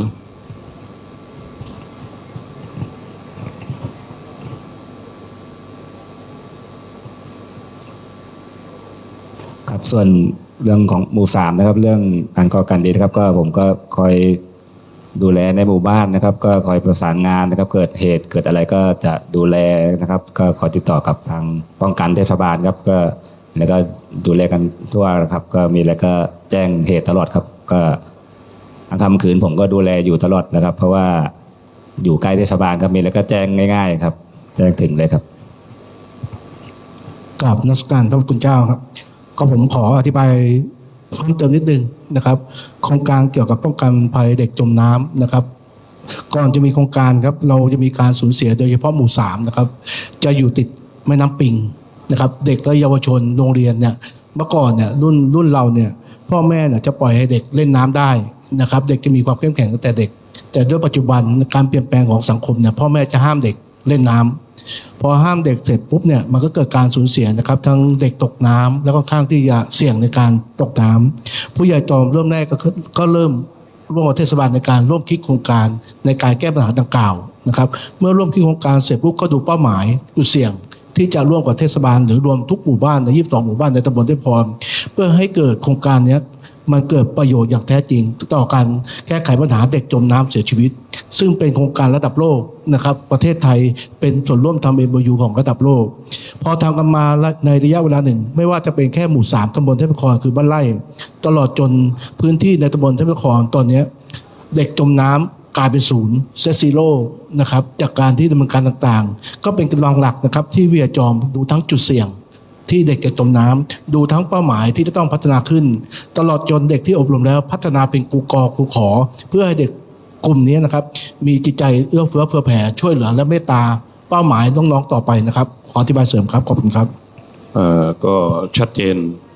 ท่านตำรวจก็ยืนยันว่าไม่ใช่คนบ้านเราไม่มีใครทำผิดกฎหมายแต่มีคนที่อื่นมาทำที่นี่ส่วนท่านนายกกับผู้ใหญ่บ้านอันนี้ชัดอยู่แล้วท่านอธิบายชัดอยู่แล้วเรื่องการป้องกันอุบัติเหตุอุบัติภัยทั้งหลายก็ขอชื่นชมยินดีขอทุกท่านรักษาความดีนี้ไว้ตลอดไปขอให้ทุกท่านญาติโยมรักวัดเหมือนบ้านนะรักงานเหมือนชีวิตรักลูกศิษย์เหมือนลูกเหมือนหลานรักชาวบ้านเหมือนญาติพี่น้องขอกราบขอบพระคุณและอนุโมทนาครับสาธุครับไปที่รูปที่2เลยนะครับไปที่พระเดชคุณท่านอาจารย์เจ้าคุณพระเมธีวชิรคุณนะครับรองศาสตราจารย์ดรนะครับรองเจ้าคณะจังหวัดพะเยาครับได้แลกเปลี่ยนกับคณะกรรมการหมู่บ้านรักษาศีล5ต้นแบบกราบนิมนต์ครับกราบเรียนพระเดชพระคุณพระพรหมวชิรวิสุทธิ์เจ้าคณะภาค4ที่เคารพอย่างยิ่งคณะกรรมการหมู่บ้านรักษาศีล5มีพระเทพรัตนนายกเป็นต้นเป็นประธานคณะสงฆ์ทุกรูปครับเจริญพรญาติโยมทุกท่านทั้งหัวหน้าส่วนราชการผู้นำท้องที่ท้องถิ่นโดยมีท่านชวนิตสุริยกุลนายุทธยารองผู้ว่าราชการจังหวัดกำแพงเพชรเป็นต้นเป็นประธาน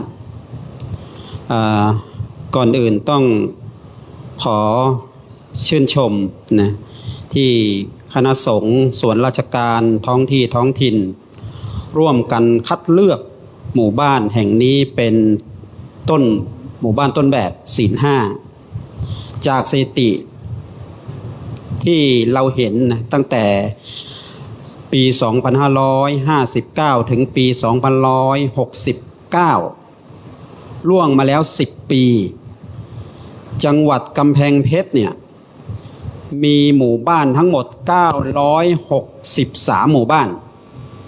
แล้วถูกคัดเลือกให้เป็นหมู่บ้านศีล5ต้นแบบ15หมู่บ้านเท่านั้นสรุปแล้วได้แค่ 1.55% ยังไม่ถึง2นะแค่ 1% เท่านั้นแล้วก็โครงการนี้เนี่ยไม่ถึง10ปีก็จบถ้าสรุปแล้วเนี่ยถ้าไม่ถึง10ปีประมาณสัก 8-9 ปีถ้า 8-9 ปีก็จะมีเพิ่มขึ้นมาอีกแค่ 8-9 หมู่บ้านเท่านั้นจาก963ดังนั้นบ้านไร่แห่งนี้จึงเป็นหมู่บ้านที่สุดยอดของการถูกคัดเลือกนะเพราะอย่างน้อยเนี่ยเป็น1ใน963หมู่บ้านจาก11อำเภอนี่คือเรื่องที่น่ายินดีแต่ที่อาตมาเห็นแล้วเนี่ยก็น่าคิดเหมือนกันนะว่าเมื่อกี้จากข้อมูลเนาะข้อมูลจำนวนสถิติหน้าที่2เนี่ยบอกว่ามีคนอยู่ 1,311 แต่วิดิทัศน์บอกว่ามี800กว่า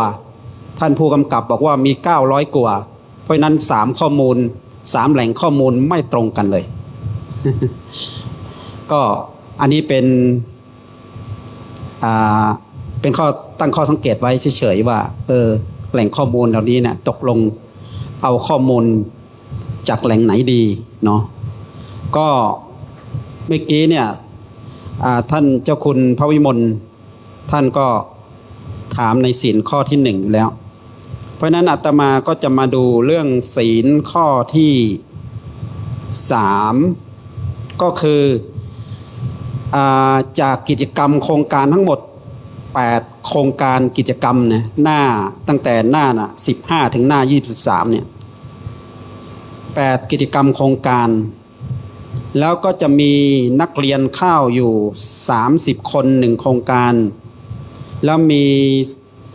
นักเรียนเข้า200คนต่อ1โครงการหน้าที่9กับหน้าที่6นี่นะและ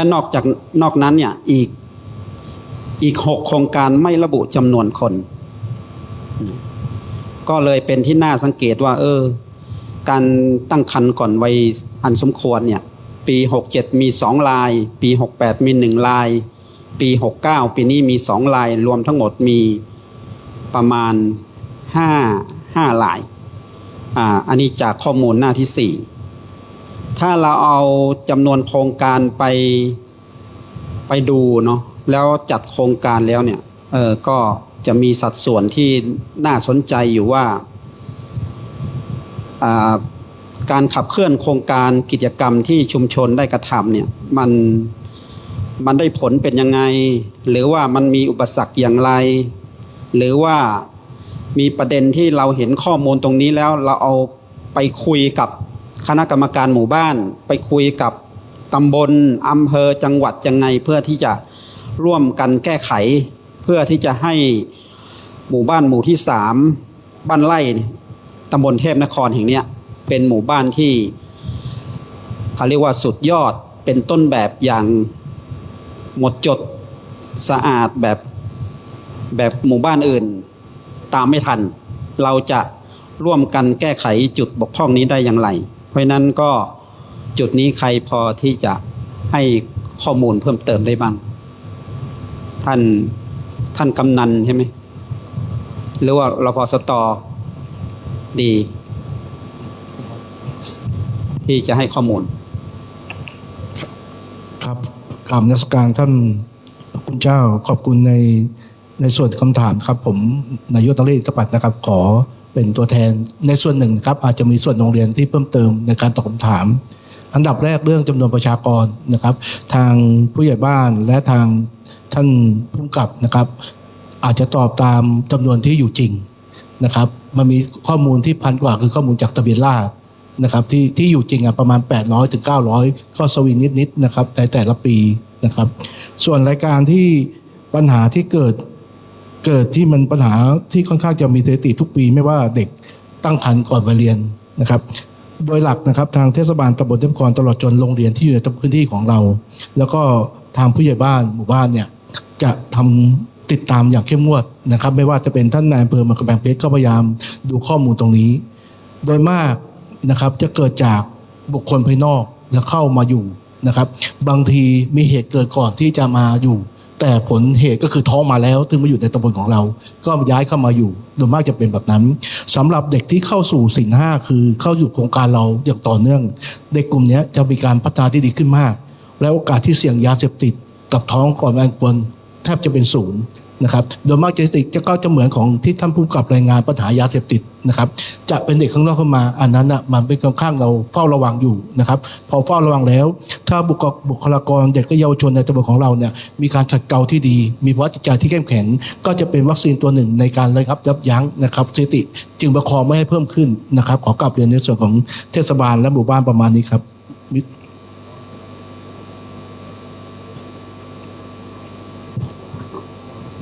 ก็อนุโมทนาเพราะว่าเห็นมีอุปสรรคปัญหาก็คือมีผู้สูงอายุเข้าร่วมจำนวนมากเนาะแต่ว่ามีปัญหาตรงที่ว่าเด็กและเยาวชนเพราะนั้นฝากท่านนายกแล้วก็ชุมชนแห่งนี้ก็ไปขับเคลื่อนเพื่อที่ให้เด็กและเยาวชนได้มีส่วนร่วมตรงนี้มากขึ้นเพราะว่าโครงการหมู่บ้านรักษาศีล5เนี่ยเดิมทีเนี่ยก็เขาจะวัดจากปริมาณและการมีส่วนร่วมของประชาชนเริ่มแรกเนี่ยเขาก็ยังดูสัดส่วนการสมัครใช่ไหมยุคต้นๆต่อมาก็มีการบูรณาการกับบ้านวัดแล้วก็ภาครัฐที่จะทำงานร่วมกัน และสิ่งสำคัญก็คือการส่งเสริมศีลธรรมและวัฒนธรรมเชิงพุทธก็คือศีล 5ที่จะมีกิจกรรมสอดรับกับศีลทั้ง5ข้อไม่ว่าจะเป็นข้อที่1เมตตากรุณาใช่ไหมเราอาตมาไปเปิดดูเอกสารแล้วก็จะมีการดูแลผู้ป่วยการงดการเบียดเบียนทำชุมชนให้มีความรักความสามัคคีเกิดขึ้นเพราะฉะนั้นด้านนี้ก็เห็นว่าผ่านนะฮะส่วนอีกข้อหนึ่งก็คือศีลข้อที่2ก็จะเป็นเรื่องของสมาอาชีพเป็นการส่งเสริมอาชีพที่สุจริตก็ในชุมชนแห่งนี้ก็มีกิจกรรมนะแล้วก็มีโครงการต่างๆที่ส่งเสริมก็ไม่มีปัญหาศีลข้อที่3นี่ก็คือมีการครอบครัวอบอุ่นสร้างความสัมพันธ์ที่ดีระหว่างคนในครอบครัวก็มีกิจกรรมโครงการส่วนข้อที่4เนี่ยวาจาสุจริตและการสื่อสารอย่างสร้างสรรค์มีการส่งเสริมการพูดจาที่ไพเราะมีเหตุเกิดขึ้นก็มีการไกล่เกลี่ยกันก็ในเอกสารแห่งนี้ก็ไม่มีปัญหาส่วนข้อสุดท้ายก็คือศีลข้อที่5มีการลดละเลิกอบายมุขเนี่ยก็บ้านไร่หมู่ที่3ก็ทำได้ค่อนข้างดีก็ขออนุโมทนากับหมู่บ้านแห่งนี้ที่ได้พยายามช่วยกันพัฒนาชุมชนของตัวเองจนเป็นที่ยอมรับก็คือต้นแบบ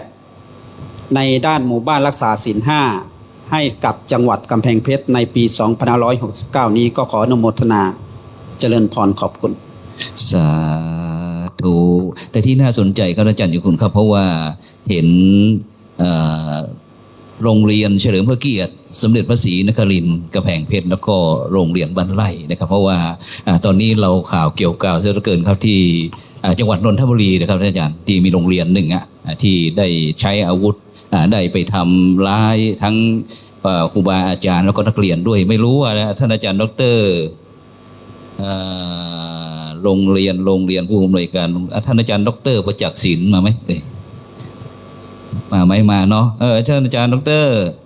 ทางโรงเรียนเฉลิมพระเกียรติของเรามีมาตรการอย่างนี้อย่างไรในการป้องกันเห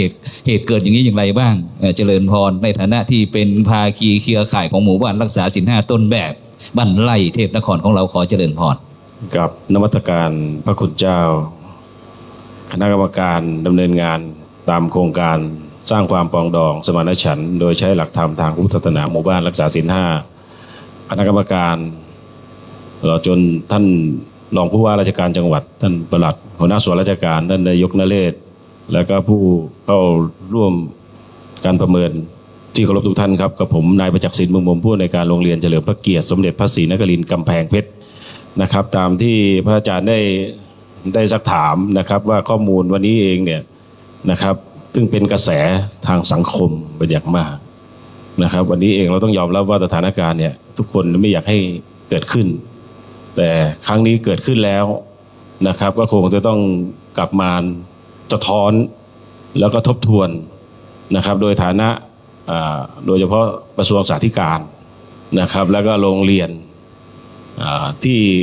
มีส่วนเกี่ยวข้องนะครับตามประเด็นตามที่เป็นกระแสข่าวก็คือนักเรียนได้ใช้อาวุธปืนในการที่ทำลายคุณปู่คุณย่าถึงแก่ชีวิตนะครับแล้วก็ใช้ปืนในการที่จะทำให้คุณครูนะครับเสียชีวิตแล้วก็ลูกๆของพวกเรานะครับซึ่งเหตุการณ์นี้มันคงจะต้องมีการพูดคุยในฐานะนะครับของผู้อำนวยการโรงเรียนเองก็ได้วิเคราะห์นะครับวันนี้เองเราก็ได้ฟังจากทางกระทรวงสาธารณสุขได้มีมาตรการทั้ง9มาตรการในดำเนินการนะครับสิ่งที่โรงเรียนนะครับวันนี้เป็นวันแรกนะครับวันนี้ก็ให้ครูเวรนะครับได้ทบทวนนะครับแล้วก็ให้ข้อมูลในทุกประเด็นโดยเฉพาะวันนี้สิ่งที่มันเกิดขึ้นเนี่ยมันเกิดถ้าเราวิเคราะห์จริงๆวันนี้เราจะโทษใครไม่ได้นะครับก็คือต้องโทษตัวเด็กก่อนนะครับตัวเด็กก็คือว่าวันนี้พฤติกรรมที่เด็กได้ซึมซับโดยเฉพาะสิ่งแวดล้อมที่เกิดขึ้นนะครับก็มีกระแสข่าวหลายกระแส แสข่าวมาอย่างมากมายเลยว่าเด็กติดเกมหรือเปล่านะครับใช้พฤติกรรมเลียนแบบหรือเปล่าเด็กเก็บกดจากการที่คุณครูให้ติดสอนหรือเปล่าเนื่องจากว่าข้อมูลต่างๆที่ให้มาเนี่ยมันมีทั้งจริงและไม่จริงนะครับไม่ว่าจะเป็นข้อมูลจากของคุณแม่ที่ส่งไลน์ที่พวกเราได้ติดตามข้อมูลจากที่ตามหาคุณครูอรสานะครับที่ให้ศูนย์นะครับแต่เมื่อเช้าหรือเมื่อวานเนี่ยถ้าใครติดตามเด็กม.6 ที่ได้ออกมาพูดถึงโรงเรียนเทพศิรินทร์นะครับว่าจริงๆแล้วเนี่ยโรงเรียนเองไม่ได้เป็นสิ่งที่ทุกคนให้ข่าวไปนะครับดังนั้นเองข้อมูลต่างๆวันนี้เองเนี่ยเราต้องกลับมาทบทวนโดยเฉพาะผู้ใหญ่วันนี้เราคงโทษไม่ได้แล้วเพราะมันเกิดแล้วนะครับซึ่งในฐานะของมาตรการโรงเรียนเองก็มีกระแสข่าวว่าอยากให้คุณครูพกปืนมีเครื่องตรวจวัตถุนะครับซึ่งบางสิ่งบางอย่างแล้วเนี่ยมันทำได้ก็ดีครับแต่เพียงแต่ว่าโรงเรียนมันมีทั้ง300 กว่าโรงเรียนนะครับแล้วการแต่ถึงมาที่สุดก็คือวันนี้เองก็ต้องผู้อำนวยการต้องมีมาตรการที่กำชับโดยเฉพาะครูนะครับในโดยเฉพาะเรื่องของเด็กที่ปัญหาหนึ่งที่พูดกันมากคือการบูลลี่นะครับแล้วเก็บกดนะครับสิ่งนี้ก็เป็นสิ่งหนึ่งที่ผมเองก็ต้องกลับไปทบทวนกับคุณครูว่าวันนี้บทบาทหน้าที่ของเราเนี่ยนะครับโดยเฉพาะเรื่องของการดูแลเอาใจใส่ลูกๆแล้วก็สังเกตพฤติกรรมเด็กนักเรียนแต่ละคนว่าวันนี้เองพฤติกรรมซึ่งวันนี้ต้องยอมรับนะครับว่าการเรียนการสอนเนี่ยมันยากกว่าสมัยเดิมมากวันนี้เด็กเขาไม่ค่อยให้ความเคารพนะครับคุณครูเหมือนสมัยก่อนนะครับแล้ววันนี้เองนะครับกระแสการเปลี่ยนแปลงโลกาภิวัตน์โดยเฉพาะเรื่องของเทคโนโลยีเข้ามากับชีวิตเด็กค่อนข้างมากนะครับดังนั้นเองสิ่งเหล่านี้นะครับก็เป็นบทบาทหน้าที่ซึ่งเป็นพ่อแม่คนที่2นะครับของลูกๆเราต้องสังเกตพฤติกรรมทุกกิจกรรมนะครับแล้ววันนี้เองเราได้มีมาตรการในการควบคุมพื้นที่ต่างๆไม่ว่าจะเป็นโซนในโซนไหนที่เป็นโซนที่เด็กได้รวมกลุ่มแล้วก็มีพฤติกรรมที่ไม่พึงประสงค์นะครับวันนี้เราก็พยายามหาแนวทางนะครับแล้วก็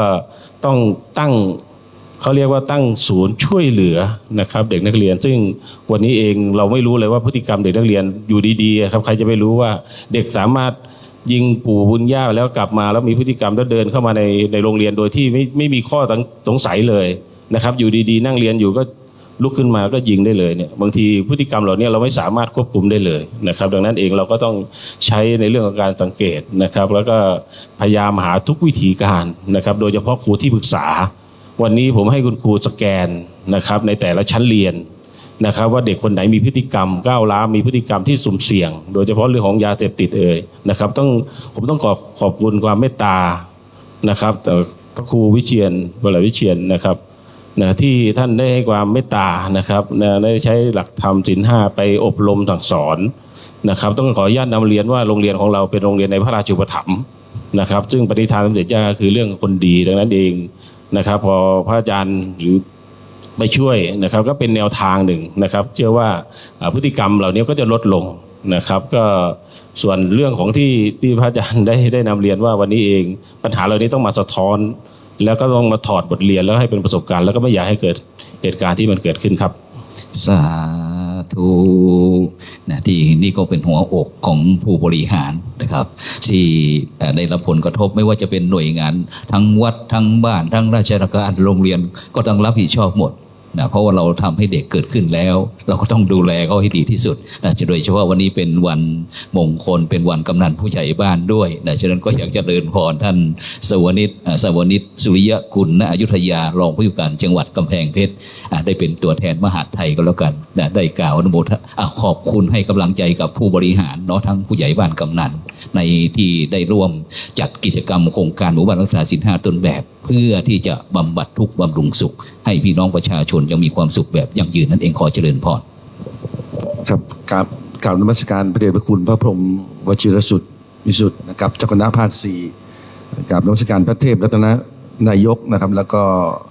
คณะกรรมการทุกรูปนะครับผมก็วันนี้ก็อยากจะเรียนว่าในส่วนของหมู่บ้านรักษาศีล 5นะครับก็ผมก็ได้ดำเนินการเมื่อครั้งเป็นในอำเภอครับขับเคลื่อนร่วมกับพ่อแม่พี่น้องประชาชนสิ่งสำคัญคือในส่วนของท่านผู้นำท้องที่คือองค์กรปกครองคือท่านกำนันผู้ใหญ่บ้าน ร่วมกับท้องถิ่นก็คือองค์กรปกครองส่วนท้องถิ่นในพื้นที่ต่างๆนั้นอย่างอันนี้ก็จะเป็นท่านนายกเทศมนตรีตำบลเทพนครนะครับก็ถือว่าคำร่วมท่านกำนันโดยภายใต้การร่วมกันของส่วนราชการต่างๆด้วยนะครับไม่ว่าท่านในอำเภอส่วนราชการต่างๆก็ถือว่าเราร่วมกันในการป้องกันและแก้ไขปัญหาทุกอย่างนะครับหากเราทุกพื้นที่ทุกหมู่บ้านนะครับได้ขับเคลื่อนร่วมกันก็จะช่วยกันป้องกันในการแก้ไขปัญหาต่างๆในอนาคตนะครับจากเคสที่ท่านผู้แทนผู้กำกับตำรวจภูธรเมืองกำแพงเพชรได้นำเสนอคือก็จะเป็นเหตุจากบุคคลที่อื่นมาก่อเหตุในพื้นที่ของหมู่บ้านแห่งนี้นะครับก็อยากจะเห็นว่าการขับเคลื่อนผมว่าถ้าเกิดเมืองไทยก็ถ้าขับเคลื่อนกันในทุกหมู่บ้านก็จะเกิดประโยชน์อย่างยิ่งนะครับอย่างน้อยๆก็ช่วยป้องกันแก้ไขปัญหาต่างๆในสังคมทั่วนี้มันก็มีความเปลี่ยนแปลงอย่างรวดเร็วมากขึ้นนะครับก็ต้องกราบขอบคุณนะครับในเมตตาของคณะสงฆ์ไม่ใช่เฉพาะที่นี่ทุกรูปทุกท่านที่ได้ดำเนินการมานี่ก็ดำเนินการมาหลายปีนะครับประมาณเกือบ10 ปีแล้วก็ถือว่าเป็นเมตตาที่คณะสงฆ์ที่จะทำงานร่วมกับพี่น้องประชาชนแล้วก็ชุมชนส่วนราชการต่างๆนะเพื่อให้ประชาชนมีภูมิคุ้มกันที่จะเติบโตแล้วก็ดูแลสังคมยังมีสุขสุขต่อไปครับกับคุณความเมตตาครับสาธุขอบคุณนั้นโมทนาท่านรองผู้ว่าการจังหวัดกำแพงเพชรนะที่ได้ให้กำลังใจกับคณะกรรมการหมู่บ้านรักษาศีล 5ต้นแบบบรรลัยเทพนครของเราฉะนั้นก็เจริญพรทั้งฝ่ายพิธีกรได้ดำเนินการตามกำหนดการขอเจริญพรครับลำดับต่อไปข้าพเจ้าขอกราบอาราธนาพระเดชพระคุณพระพรหมวชิรวิสุทธิ์เจ้าคณะภาค 4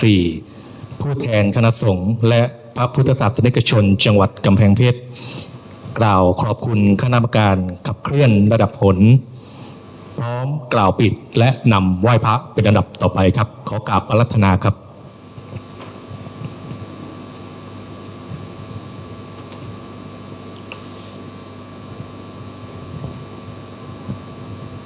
ศีลส่งให้สูงศีลปรุงให้สวยศีลนำให้รวยศีลช่วยให้รอดขอโอกาสคณะกรรมการตรวจเยี่ยมประเมินหมู่บ้านศีล 5และพระเถรานุเถระเจ้าของพื้นที่จังหวัดกำแพงเพชรทุกรูปเจริญพรหัวหน้าส่วนราชการท้องถิ่นมีท่านรองผู้ว่าการจังหวัดกำแพงเพชรเป็นต้นเป็นประธานที่จริงแล้วบทบาทนี้ก็ไม่มีมากนักเพียงแต่มาให้กำลังใจเจ้าของพื้นที่แล้วก็มาต้อนรับคณะกรรมการซึ่งท่านเสียสละเดินทางมาไกลแต่ว่ามาทำหน้าที่ด้วยความยินดีหน้าที่หน้านอกบอกความงามหน้าในบอกความดีหน้าที่บอกความสามารถฉะนั้นท่านที่นั่งอยู่นี้มีหน้าที่แสดงว่าผู้หลักผู้ใหญ่ท่านมองเห็นว่าเป็นผู้ที่มีความสามารถจึงใช้ฉะนั้นถ้าใครใช้แล้วอย่าปฏิเสธนะแสดงว่าเขาเห็นค่าของพวกเราเป็นคนมีค่ามีฝีมือเนี่ยมีศักยภาพปฏิเสธไม่ได้ทำงานให้สนุกเป็นสุขกับการทำงานคนสำราญงานก็จะสำเร็จก่อนจะเข้ามานี่ขอไปดูบ้านผู้ว่ามาช่วยเมื่อ5 ธันวาคม 2544ผู้ว่ากฤษณ์อาทิตย์แก้วท่านมีนโยบายบ้านผู้ว่ามาช่วยอาตมาเป็นเจ้าคณะจังหวัด เมื่อสักครู่ไปดูพระราชวชิรเดชเจ้าคณะจังหวัดกำแพงเพชรบริจาคสร้างบ้านผู้ว่ามาช่วยด้วย1 หลังอยู่เยื้องๆกับเทศบาลนะสำนักงานนั้นไปดูตะกี้แต่ว่าไปเคาะจะเอาของมอบให้ซะหน่อยไม่มีใครอยู่เลยเก็บไว้ก่อนเก็บไว้ดีกว่านั่นบ้านผู้ว่ามาช่วยสมัยผู้ว่ากฤษอาทิตย์แก้วดีจังหวะมาสร้างไว้ตรงเนี้ยก็คิดช่วยเนาะมีตังน้อยก็ช่วยน้อยตอนนั้นนี่น่าจะหลังละประมาณไม่น่าจะเกิน40,000นะช่วงนั้นก็มาสร้างไว้ตรงนี้ที่บ้านเทพนครนี่เองฝากเจ้าวาดวัดเทพนครไปดูแลด้วยมีอะไรเหลือฉันก็แบ่งปันไปบ้างประมาณนี้และอีกก็ผ่านมาโรงเรียนเฉลิมพระเกียรติสมเด็จพระศรีนครินทร์นี่กำแพงเพชรนี่เคยเป็นกรรมการสถานศึกษาอยู่สมัยก่อนก็ไปมาหาสู่มีกิจกรรมเป็นประจำที่นี่เมื่อมาแล้วเนี่ยได้สอบถามว่าจังหวัดกำแพงเพชรมีไหนหมู่บ้านใดจะเสียสละเข้าร่วมโครงการนี้ส่วนมากพูดแรกๆก็จะมีที่นั่นที่นี่แต่พอจริงๆเข้าก็ถอยไม่ค่อยมีที่ไหนรับสักเท่าไหร่ก็เป็นความเสียสละของทั้งภาคบรรพชิตแล้วก็ภาคคารวะญาติโยมบ้านไร่ตำบลเทพนครแห่งนี้ได้เห็นความสามัคคีแม้จะมีการเตรียมงานไม่นานแต่ไม่มีใครเหนื่อยเพราะว่าเหนื่อยก็ไม่ได้บ่นที่นี่ไปบ่นที่บ้านก็เลยวัดก็เลยไม่รู้ว่าเหนื่อยขนาดไหนแต่ว่ามาเห็นแล้วก็เมื่องานสำเร็จแล้วมันสุขใจนะค่าของคนเนี่ยมันอยู่ที่ผลของงานค่าของงานนี่มันก็อยู่ที่การกระทำค่าของการกระทำอยู่ที่การทำความดีค่าของการทำดีก็อยู่ที่มีศีลมีธรรมมาเข้าหมู่บ้านรักษาศีล5ของเราอีกแล้วเมื่อสักครู่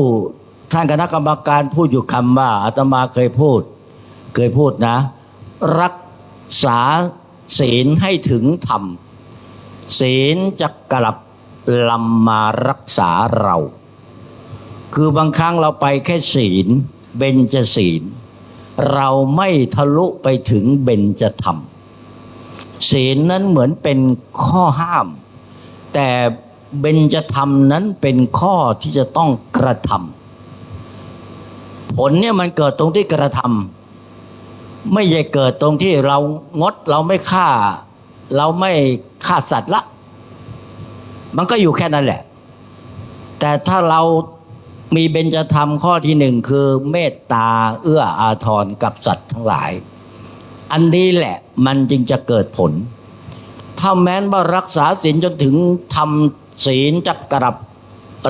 มารักษาเราเนี่ยถ้าถึงทำแล้วเนี่ยไม่ต้องรักษามันจะเป็นโดยอัตโนมัติของมันเองเมื่อเจอในเชิงประจักษ์ขึ้นมาเนี่ยเราจะเกิดธรรมะในใจขึ้นมาเองโดยที่เราไม่ได้รู้เสียด้วยซ้ำว่าเรารักษาศีลหรือเปล่าอันนี้จึงใช้คำว่ารักษาศีลให้ถึงธรรมศีลจะกลับลำมารักษาเราโดยอัตโนมัติเมื่อถึงขั้นนั้นแล้วอะไรก็ง่ายไปหมดนะเมื่อถึงขั้นนั้นแล้วอะไรก็ง่ายไปหมดเรื่องของหมู่บ้านรักษาศีล5ก็ต้องขอชื่นชมท่านเจ้าอาวาสวัดบ้านไร่คณะสงฆ์จังหวัดกำแพงเพชรเห็นมาช่วยกันนะเห็นมาช่วยทำเหมือนวัดของตนนะบางรูปมาทำยิ่งกับวัดของตนนะอยู่ที่วัดยังไม่เคยกวาดวัดเลยแต่มาอยู่ที่นี่ต้องกวาดชื่นใจเนาะได้จับไม้กวาดได้ถือโน่นถือนี่ช่วยกัน รักความสามัคคีกันดีความเสียสละเป็นยอดของความดีความสามัคคีเป็นยอดของความสำเร็จเสียสละสามัคคีสองอย่างเนี้ยไม่มีอะไรใหญ่ไม่มีอะไรใหญ่ถ้ามีความเสียสละมีความสามัคคีให้ใหญ่ขนาดไหนก็ทำได้ทำเป็นทำสำเร็จครูบาอาจารย์สอนว่าสิ่งที่เรียนรู้ยากที่สุดในความเป็นมนุษย์เนี่ยคือความเสียสละท่านบอกมันไม่มีอะไรเรียนรู้ยากเท่านี้แล้วคนเราเนี่ยถ้ามันไปถึงจิตเสียสละขึ้นมาแล้วเนี่ยมันง่ายไปหมดชีวิตนี่มันทำเพื่อให้ไม่ใช่ทำเพื่อเอาไม่ใช่ทำเพื่อรับเมื่อถึงจุดนั้นแล้วมันจะมีความสุขคิดอะไรนะมันจะถ่ายประโยชน์ไปสู่คนอื่นไม่ได้ดึงประโยชน์มาสู่ตนเองคิดอะไรเนี่ยมันนึกถึงคนอื่นก่อนที่จะมานึกถึงตัวเองได้ท่านจึงบอกว่านี่แหละยอดเลยความเสียสละเป็นยอดของความดีความสามัคคีเป็นยอดของความสำเร็จที่วัดบ้านไร่หมู่ที่3บ้านไร่ตำบลเทพนครทำได้นี่ต้องยอมรับว่าเป็นบุคคลที่มีคุณธรรมที่จะค้ำจุนสังคมครูบาอาจารย์ท่านสอนไว้ว่าคุณธรรมค้ำจุนสังคมนั้นจะมีอยู่ 4-5 ข้อด้วยกัน 1. เคารพ 2. เสียสละ 3. สัจจะ 4. เมตตา 5. สามัคคีถ้าเป็นอย่างนี้แล้วไม่มีอะไรยากทำได้ต้องขอบพระคุณคณะกรรมการนะครับที่มาตรวจเยี่ยมที่นี่ท่านตรวจเยี่ยมเนี่ยท่านมาประเมินไปเปรียบเทียบนะหนเหนือหรือว่าภาคเหนือเนี่ยมีอยู่16จังหวัดท่านไปทุกจังหวัดมีจังหวัดละ1แห่งในจังหวัดนั้นๆเช่นภาค4มีอยู่4จังหวัดนครสวรรค์กำแพงเพชรพิจิตรเพชรบูรณ์เนี่ยท่านไปหมดแต่ท่านก็จะไปเลือกใน4จังหวัดเนี่ยให้เด่นเยี่ยมระดับภาค4ก็คือจาก4จังหวัดนี้ก็จะยกขึ้นเป็นเด่นของภาค4 1แห่งด้วยกันส่วนภาค5มีอยู่4จังหวัดเหมือนกันตากสุโขทัยพิษณุโลกอุตรดิตถ์ก็แนวนี้เช่นเดียวกันไปในภาค6มี5จังหวัดลำปางแพร่น่านพะเยาเชียงรายท่านก็ใช้สูตรนี้เหมือนกันยกขึ้นมาเป็น1จาก5จังหวัดก็คัดให้เด่นในระดับภาค1ไปในภาค7มี3จังหวัดแม่ฮ่องสอนเชียงใหม่ลำพูน3จังหวัดก็ใช้วิธีนี้เช่นเดียวกันสรุปแล้ว16จังหวัดก็จะมาเหลือเด่น4แห่งภาคละ1แห่งและในภาคละ1แห่งท่านก็จะคัดให้เด่นระดับผล1แห่งเด่นระดับผล1แห่งแล้วก็ไปแข่งกับผลอื่นๆในบรรดาภาคทั้งหลายในประเทศไทยนี่มีอยู่18ภาคแสดงว่าระดับภาคเนี่ยจะมีเด่นๆอยู่18แห่งละทั่วประเทศนี่แล้วก็ไปคัดให้เหลือเป็นหนแล้วก็คัดหนให้เป็นระดับประเทศให้ได้เราทั้งหลายโดยเฉพาะที่นี่ทำได้เต็มที่แล้วไม่ต้องสนใจอะไรใดๆทั้งสิ้นน่ะไม่ต้องสนใจอะไรใดๆทั้งสิ้นเราคิดเสียว่าเราทำเนี่ยทำไม่ใช่เพื่อจะชนะใครแต่ตั้งใจจะทำให้ดีกว่าเดิมทำไม่ได้หวังว่าจะชนะใครแต่ตั้งใจว่าจะทำให้ดีกว่าเดิมแค่นี้เราชนะตั้งแต่วินาทีนี้ไม่ต้องไปรอผลเราไม่ต้องไปรอผลจะเป็นอย่างไรเรารับบทแต่อย่างไรแล้วอย่าง ที่นี่ก็ถือว่าเป็นเด่นดีเด่นระดับจังหวัดก็มีรางวัลด้วยใช่ไหมท่านประธานครับมีรางวัลก็ไปรับรางวัลเช่นเดียวกันนะไม่ใช่ว่าทิ้งบทประโยชน์แล้วทิ้งเลยนะยังมีประโยชน์อยู่ยังได้รับรางวัลอยู่ก็ชื่นใจที่ได้มีโอกาสมาที่นี่แล้วก็ได้พบหน้าคณะกรรมการไกลๆที่ให้เกียรติเมตตามาประเมินหมู่บ้านศีลห้าจังหวัดกำแพงเพชรในครั้งนี้ในภาค4มี4จังหวัดนครสวรรค์พิจิตรเพชรบูรณ์ผมไม่ได้ไปก็ให้เข้าใจว่าผมตามไปพิจารณาด้วยกันละกันครับก็ขอขอบคุณทุกฝ่ายที่มีส่วนร่วมด้วยช่วยกันจัดให้เป็นไปได้ด้วยดีไม่มีอะไรที่จะตำหนิติติงละเพราะว่าท่านทำสุดหัวใจแล้วสุดหัวใจอย่างที่พูดเขาไว้ว่าเราทำเนี่ยไม่ได้ทำเพื่อชนะใครแต่ตั้งใจว่าจะทำให้ดีกว่าเดิมทุกอย่างที่เห็นอยู่เนี่ยมันดีกว่าเดิมอันนี้เรารับรางวัลกันโดยทั่วทุกตัวตนที่มีส่วนร่วมด้วยช่วยนี้ผมคงปราลบแค่นี้ครับปิดเลยหรือท่านประธานปิดเองครับก็ขอขอบพระคุณคณะกรรมการติดตามประเมินผลโครงการสร้างความปรองดองสมานฉันท์โดยใช้หลักธรรมทางพระพุทธศาสนาหมู่บ้านรักษาศีลห้าหนเหนือ20 กว่ารูปที่มาตรวจเยี่ยมประเมินที่นี่แต่ว่าการพูดจากการให้ข้อคิดเห็นของท่านนั้นส่วนมากท่านเต็มไปด้วยเมตตาหมดแล้วท่านเต็มไปด้วยเมตตา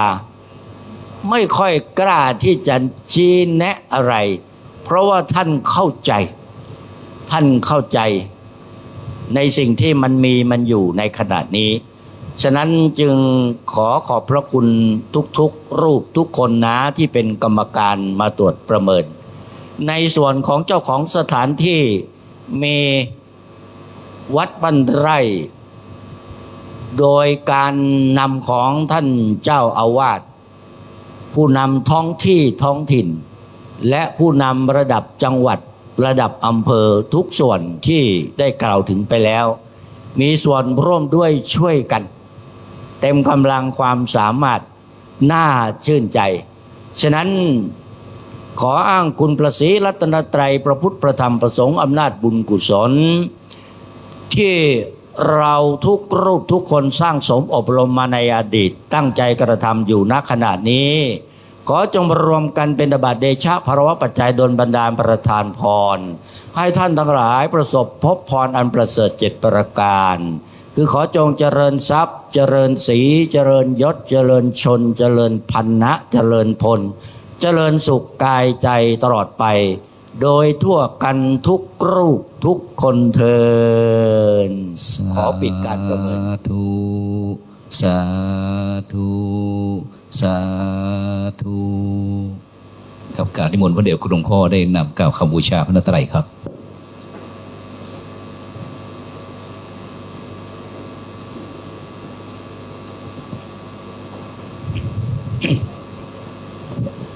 อะระหังสัมมาสัมพุทโธภควาอะระหังสัมมาสัมพุทโธภควาพุทธังภควันตังอภิวาเทมิพุทธังภควันตังอภิวาเทมิสวากขาโต